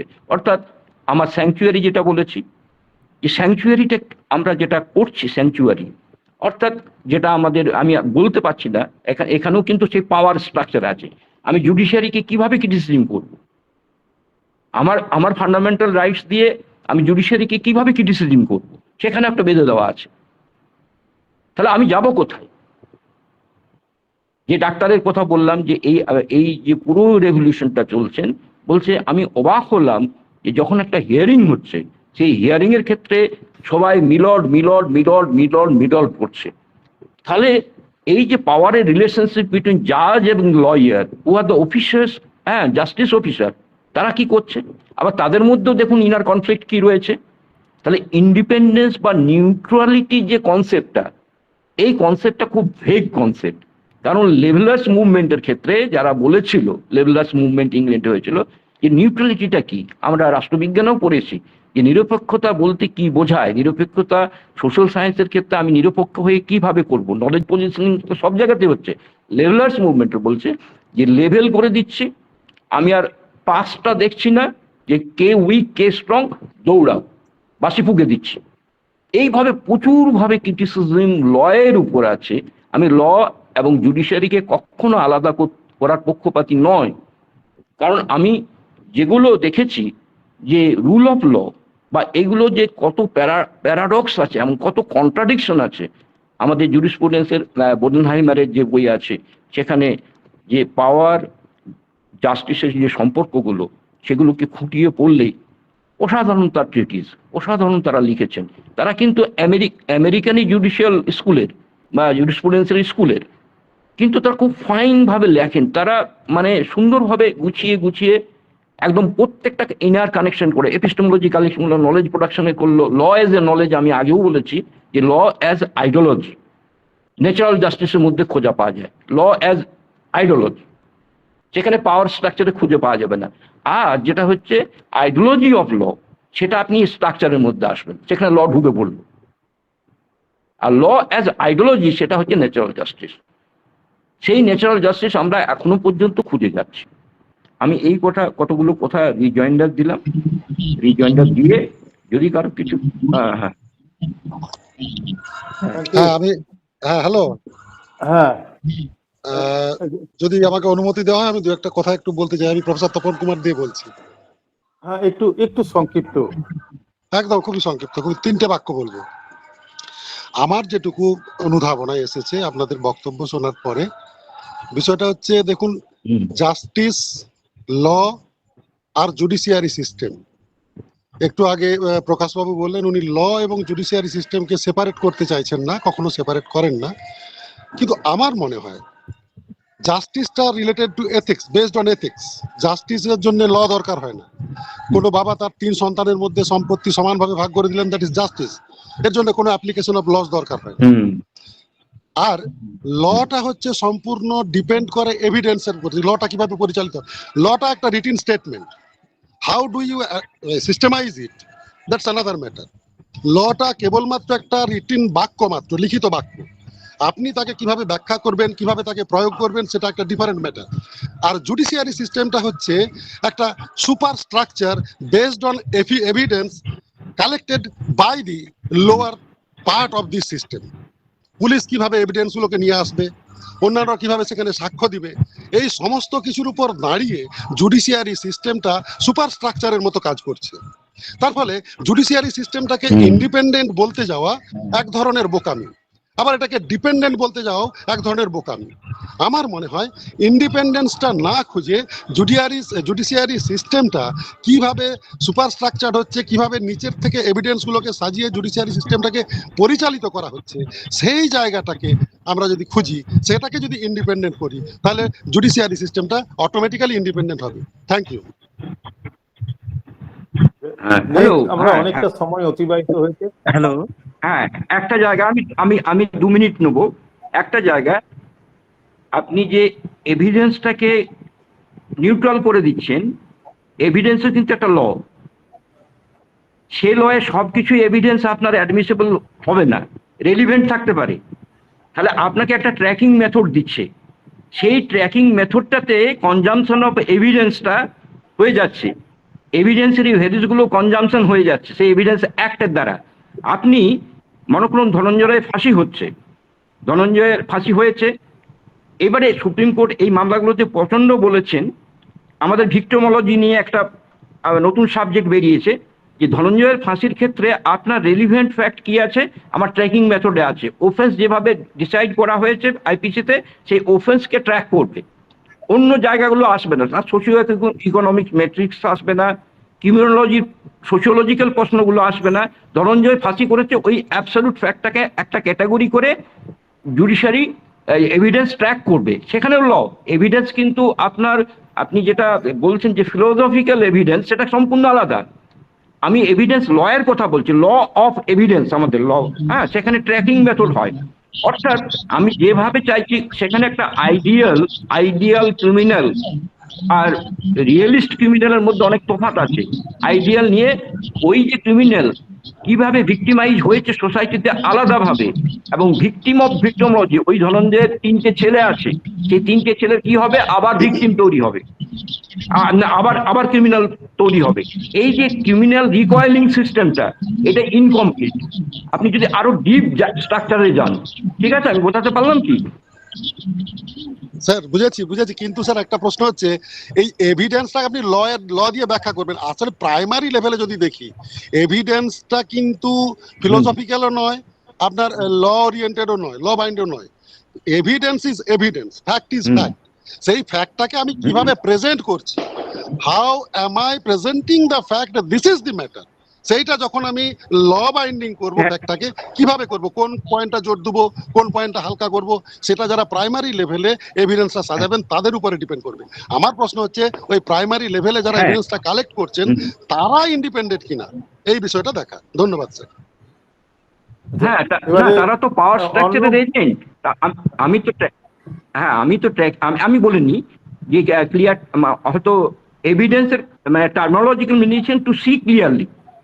তো কি দেখবে, আমি যেটা দেখতে চাই সেটা দেখবো, আমি অন্য কিছু দেখবো না। এই যদি এভিডেন্সের ডেফিনিশন হয়, দেখবেন ফ্যাক্টেরও ডেফিনিশন দেওয়া আছে। ফ্যাক্ট সম্বন্ধে হলে আজকে আমার স্যার স্যার স্যার সেমিনার দিলে আমি ফ্যাক্টটাকে ভালো বুঝতে পারবো। Fact define, sir just fact define. আমার মনে হয় আমাদের এভিডেন্স একটা আমার মনে হয় অর্ণবাল এদেরকে আরেকটু বলার সুযোগ দেওয়া হয়, আর বেশি সময় নেই। আর একটা স্যার একটা দৃষ্টান্ত, শুধু একটা দৃষ্টান্ত দেবো স্যার, একটা দৃষ্টান্ত দিয়ে আমি বলা বন্ধ করবো। আরজি করের কেসটা যদি দেখি স্যার, আরজি করের কেসটা যদি দেখি, ফ্যাক্ট বলে কিছু ছিল কি সেখানে, জাস্টিসটা যে আসবে সেখান থেকে, তাহলে ফ্যাক্টকে যদি আমরা ডিস্ট্রয় করে দিই প্রাইমারি লেভেলে, কিভাবে আপনি ট্র্যাক করবেন? That is my point. Okay sir. আচ্ছা আমি একটু বলি স্যার, আপনার পারমিশন নিয়ে আমি বলি স্যার। আমি যেটা বলছি তপন বাবু, হ্যাঁ না, আমি বলছি ফ্যাক্ট এবং কনসেপ্টের মধ্যে তফাৎ আছে। হ্যাঁ, ফ্যাক্ট কখনো সোশ্যাল সায়েন্সে ফ্যাক্ট নেই, কনসেপ্ট আছে, সেটা আমি অন্যভাবে বলতেও পারি। এবং এভিডেন্সের শুধু ফ্যাক্টের উপরে আমার 2-3টে আর্টিকেল আছে, শুধু ফ্যাক্টের মধ্যে আর্টিকেল আছে। আমি সেগুলোকে আরো আমাদের সোশ্যাল সায়েন্সের ফ্যাক্ট বলতে কি বোঝায় সেটা সোশ্যাল সায়েন্সের ফ্যাক্ট আর কনসেপচুয়াল ফ্যাক্ট এবং কনসেপ্টের মধ্যে পার্থক্য আছে। আমরা সব কনসেপচুয়াল, আমাদের নলেজ সিস্টেমের মধ্যে নলেজের যে এলিমেন্টস গুলো সবগুলি কনসেপ্ট। আমি বলছি যে act of killing is a fact, but murder is a concept. Rape, aggressive sexual activity or overpowering women is a fact, but rape is a concept. এই ফ্যাক্ট এবং কনসেপ্টের মধ্যে ডেফিনেশন গুলোকে বুঝতে হবে। ঠিক আছে, আমি বোঝাতে পারলাম কি? অ্যাগ্রেসিভ সেক্সুয়াল আর সুপ্রা ম্যাডাম আছেন, এদের কিছু বক্তব্য আছে, এরা অনেক বলতেছে। এবারে অর্ণব বাবু বলুন। হ্যাঁ স্যার নমস্কার। আমি সন্তোষ স্যার, যদি জাস্ট আমি 3 মিনিটের বেশি টাইম নেব না, তুমি মানে জাস্ট একটু আমায় 2-3 মিনিট সময় দেবে? যতটা পারো বলো। হ্যাঁ, আমি একটা জিনিস বলছি, মানে প্রথমত আমি পরেশ স্যারের কাছে অশেষ কৃতজ্ঞ, কারণ স্যারের বক্তৃতা দীর্ঘদিন পরে শুনলাম। আর সুবীর বাবু আমাকে চেনেন না, চেনার কথাও না, কিন্তু আমি যেহেতু সুবীর বাবুর কাজের উপরে আমি নিজে কাজ করিয়েছি, ফলে সুবীর বাবুকেও ধন্যবাদ। আচ্ছা, আমার শুধু এখানে বক্তব্য হচ্ছে এইটা, যে আমরা যখন ফিলোসফিক্যাল পয়েন্ট থেকে জুরিসপ্রুডেন্সকে দেখি, তখন আমাদের কাছে 3টে পার্টিকুলার কনফ্লিক্ট এখন পর্যন্ত আলোচনাতে উঠে এলো। একটা হচ্ছে, আমরা যেটা তপনদা খুব কারেক্টলি বললেন, যে আমাদের কাছে ল, ফ্যাক্ট এবং জাস্টিস, এইটা নিয়ে যেহেতু 3টে ডাইমেনশনের জায়গা, একটা ট্রুথ ফাইন্ডিং অ্যান্ড রেশনালিটির জায়গা, একটা মরালিটির জায়গা, একটা লিগালিটির জায়গা। এই 3টে ডাইমেনশন থেকে ডাইমেনশনটাকে মিক্স আপ করলে বা কোথাও ট্যাম্পার্ড হলে একটা প্রবলেম হয়, এটা আমি মানছি। বাট আমি যেটা সুবীর বাবুর যে কথাটাতে, মানে আমি সুবীর বাবুর প্রতি আমার ব্যক্তিগত বায়াস বাদ দিয়ে বলছি, সুবীর বাবুর যে কথাটা আমি এর আগেও শুনেছি এবং আজকেও উনি বলার চেষ্টা করলেন। আমি, if I am not wrong, Subir বাবু সম্ভবত যখন উনি বলতেন যে এই পার্টিকুলার কোটেশনটাকে, যে justice is not only justice given, it is assume to be justice seen, এইটাকে স্যার সম্ভবত যখনই বলেন উনি এটাকে স্কিম্যাটিক্যালি বলার চেষ্টা করেন, যেটা আমি অত্যন্ত মানে নিজে বিশ্বাস করি। এবার এখানে প্রবলেমটা হচ্ছে যে আমি পরেশ স্যারের সঙ্গে সম্পূর্ণ একমত যে সেই অর্থে ইন্ডিপেন্ডেন্স অফ জুডিশিয়ারি খোঁজাটার ক্ষেত্রে একটা প্রবলেম আছে, যেহেতু আমার লটা তৈরি করছে লেজিসলেশন, এবং লটা লেজিসলেশন তৈরি করার পরে যখন জাজ এবং জুডিশিয়ারি সেটাকে নিয়ে বিচার করছেন, তার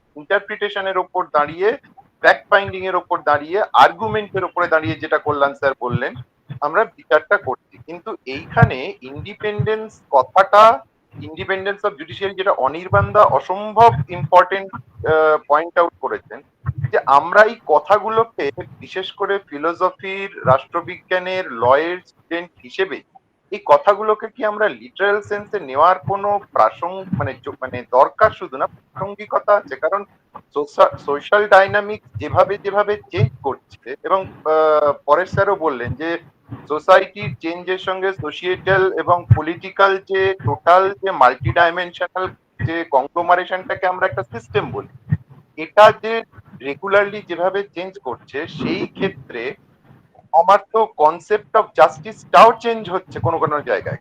এবার সুবীর বাবু যে অংশটায় বললেন, সেইটাকে স্কিম্যাটিক্যালি ধরে নিলে জাস্টিসের মধ্যে আমি একটা কমন ফেয়ার নেই, এই জায়গাটাকে আমি হয়তো, বা ট্রান্সপারেন্সি, এটা হয়তো আমি মেনটেন করার কথা বলতে পারি। ইন্ডিপেন্ডেন্স অফ জুডিশিয়ারি বলতে আমি বড়জোর এটুকুনি ক্লেম করতে পারি যে irrespective of the system discourse, আমি একটা নেগোশিয়েটিভ ডেপ্রাইভেশন, কোনো অ্যাডভোকেসি থিসিসে আমার পক্ষে যাওয়া, নট ইভেন মানে কানশিয়ান তো নয়, এবং অন্য কোনো মানে অ্যাডভোকেসি থিসিসেও আমার পক্ষে যাওয়ার জায়গা থাকছে না। যেটা থাকছে সেটা হচ্ছে আমার কাছে একটা নেগোশিয়েটিভ ডেপ্রাইভেশনে যাওয়ার রাস্তা থাকছে, এবং সেটাও থাকছে হচ্ছে ততক্ষণ পর্যন্ত যেখানে আমার কাছে যে ম্যাটারটা আমার কাছে সাবজুডিস হয়েছে, তার মেরিটে আমি ইন্টারপ্রিটেশনটা কিভাবে করতে পারি সেটার উপরে দাঁড়িয়ে। এবং এইখানে আমি জাস্ট কয়েকটা ইয়ে বলছি, আমার কাছে যদি তিনটে প্রাইম ইস্যু এটা হয়, একটা হচ্ছে রিলেশনশিপ বিটুইন জুডিশিয়াল ইন্ডিপেন্ডেন্স, আর আরেকটাকে আমি যদি বলি পারসিউট অফ জাস্টিস।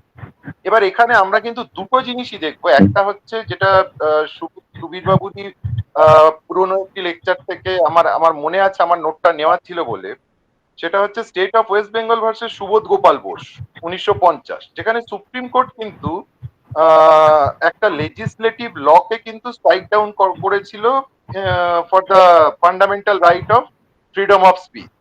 আবার উল্টো দিকে 1967 Golaknath versus state of Punjab, এইখানে সুপ্রিম কোর্ট কিন্তু কনস্টিটিউশনের ফান্ডামেন্টাল রাইটটাকে মানার পরও সে পরিষ্কার বলেছিল, যেটা কিছুদিন আগে আমাদের সিজেআইও বলেছেন, যে লটা তৈরি করার ক্ষমতা আমার নয়, ওটা লেজিসলেটিভ ইয়েতে তৈরি হবে। আমার কাজ হচ্ছে সেটাকে ইন্টারপ্রেট করা এমন ভাবে যাতে একই সঙ্গে আমি যাতে যাকে কোনো রকম ভাবে স্টেট স্পন্সর্ড কোনো একটা জায়গা থেকে সে ভিক্টিমাইজ হলে তার একটা এসকেপ রুট খোলা থাকে, সেটাকে প্রোটেক্ট করা, আর স্টেটকে এই এইডটা দেওয়া, যেখানে স্টেট তার যে ওয়েল প্রোগ্রাম লটা রয়েছে সেটাকে for the sake of law and order prevailing, সেটাকে যাতে আমি তাকে এইডটা দিতে পারি, সে যাতে ওটাকে প্রোটেক্ট করতে পারে।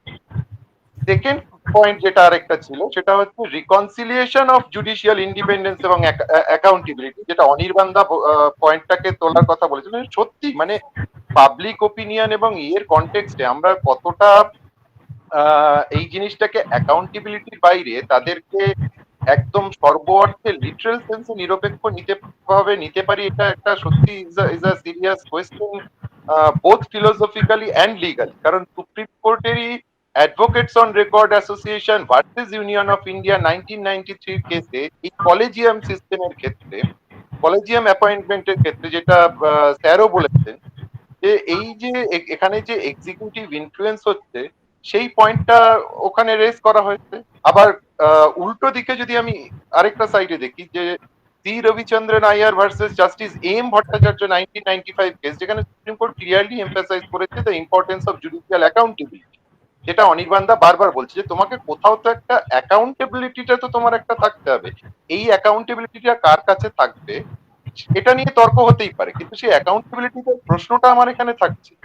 আর আরেকটা হচ্ছে protecting of individual right and liberty, যেটা অ্যাটলিস্ট আমার যে কনস্টিটিউশনে যে দেশে আমি আছি, আমার ক্ষেত্রে আমি ইন্ডিয়াতে ধরবো, যেটা আমার কাছে গিভেন আছে। যদি আমরা দেখি যে Kesavananda Bharati versus state of Kerala 1973, supreme court protect করেছে individual right by limiting parliament's power to amend constitution, যে তুমি এটার বাইরে আর করতে পারো না। আচ্ছা, এবারে একটু সংক্ষিপ্ত করতে হবে, আমাদের তো শেষ করতে হবে। এবারে একটু ব্যাখ্যাটা একটু কমাতে হবে প্লিজ অর্ণব বাবু। আমি জাস্ট কয়েকটা বললাম যে এরপরে আরেকজন হাত তুলেছেন, শুভ্রা গোকুল কর্মকার, ওনারটা নিয়ে আমরা শেষ করবো। Good evening, sir. I am Dr. Subir Gokul Karmakar, Assistant Professor of Law, Department of Law, University of Kolkata. Dr. Paresh Kumar Acharya, sir, and Dr. Subir Kumar Rai, sir, my direct teachers. Whatever I have learned, that is their fruits, basically. Now, sir, basically, Anirban, sir, sir has also stated one conference, that is the Beijing conference with regard to independence of judiciary. আমি এখানে বলছি sir, independence of judiciary, that part of thing, basically one of the very basic instinct of the constitutionalism. Constitutionalism means some things which will have in the process of the constitution.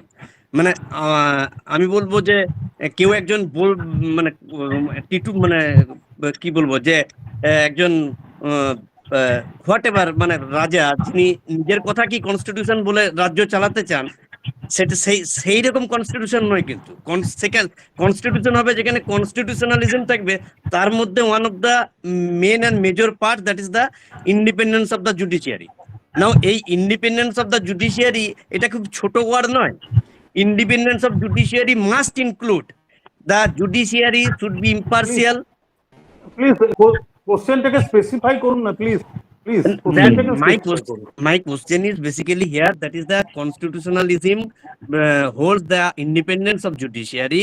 Now, whether that particular independence of judiciary is maintaining the legitimate expectation of the people in contemporary incident what we observe today, basically. On that aspect, we can say whether independence of judiciary cannot exceed the legitimate expectation of the people, where people demands, basically. Now, is it basically obeyed, or is it followed purely? That is my question. Thank you to all of you. Hello, আমি উত্তরে একটা provocation, এক মিনিটের মধ্যে আমাদের একটা important গুগলে article আমি দেখেছিলাম, খুব সুন্দর। তখন একটা ক্রিটিসিজম হচ্ছে যে জাজরা এখন এত কবিতা লিখছে কেন, জাজমেন্টের ক্ষেত্রে যেটা ওবিটার দিকটাতে অনেকে কবিতা লিখে যাচ্ছে, রেশিওটা খুঁজে পাচ্ছে না। আমাদের যারা টেকনিক্যাল তারা বুঝবে যে রেশিও আর ওবিটার দিকটার মধ্যে পার্থক্য আছে ইন্টারপ্রিটেশনের ফর্মে। তো বলছে জাজরা এত কবিতা লিখছে কেন, বলছে আপনি জাস্টিসের মধ্যে কোনো ল্যাঙ্গুয়েজ তৈরি করেননি, ওরা কবিতা লিখছে সেই জন্য কিছু বলতে পারছে না, বক্তব্য থেকে যাচ্ছে, ইন্টারপ্রিটেশনের যে লিমিটেশন সেগুলো থেকে যাচ্ছে।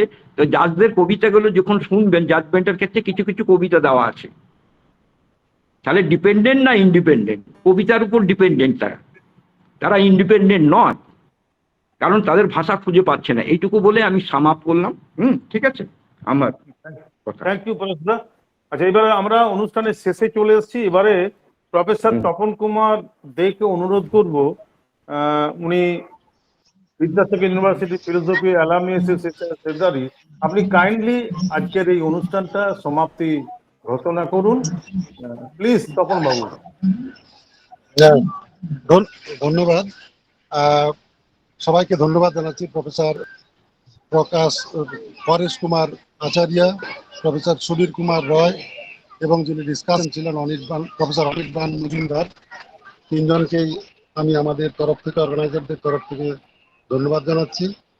আর প্রফেসর সন্তোষ কুমার পাল মহাশয়কেও ধন্যবাদ জানাচ্ছি এত সুন্দর একটা প্রোগ্রাম অর্গানাইজ করার জন্য, যিনি পরিচালনা করলেন তাকেও আমি ধন্যবাদ জানাচ্ছি।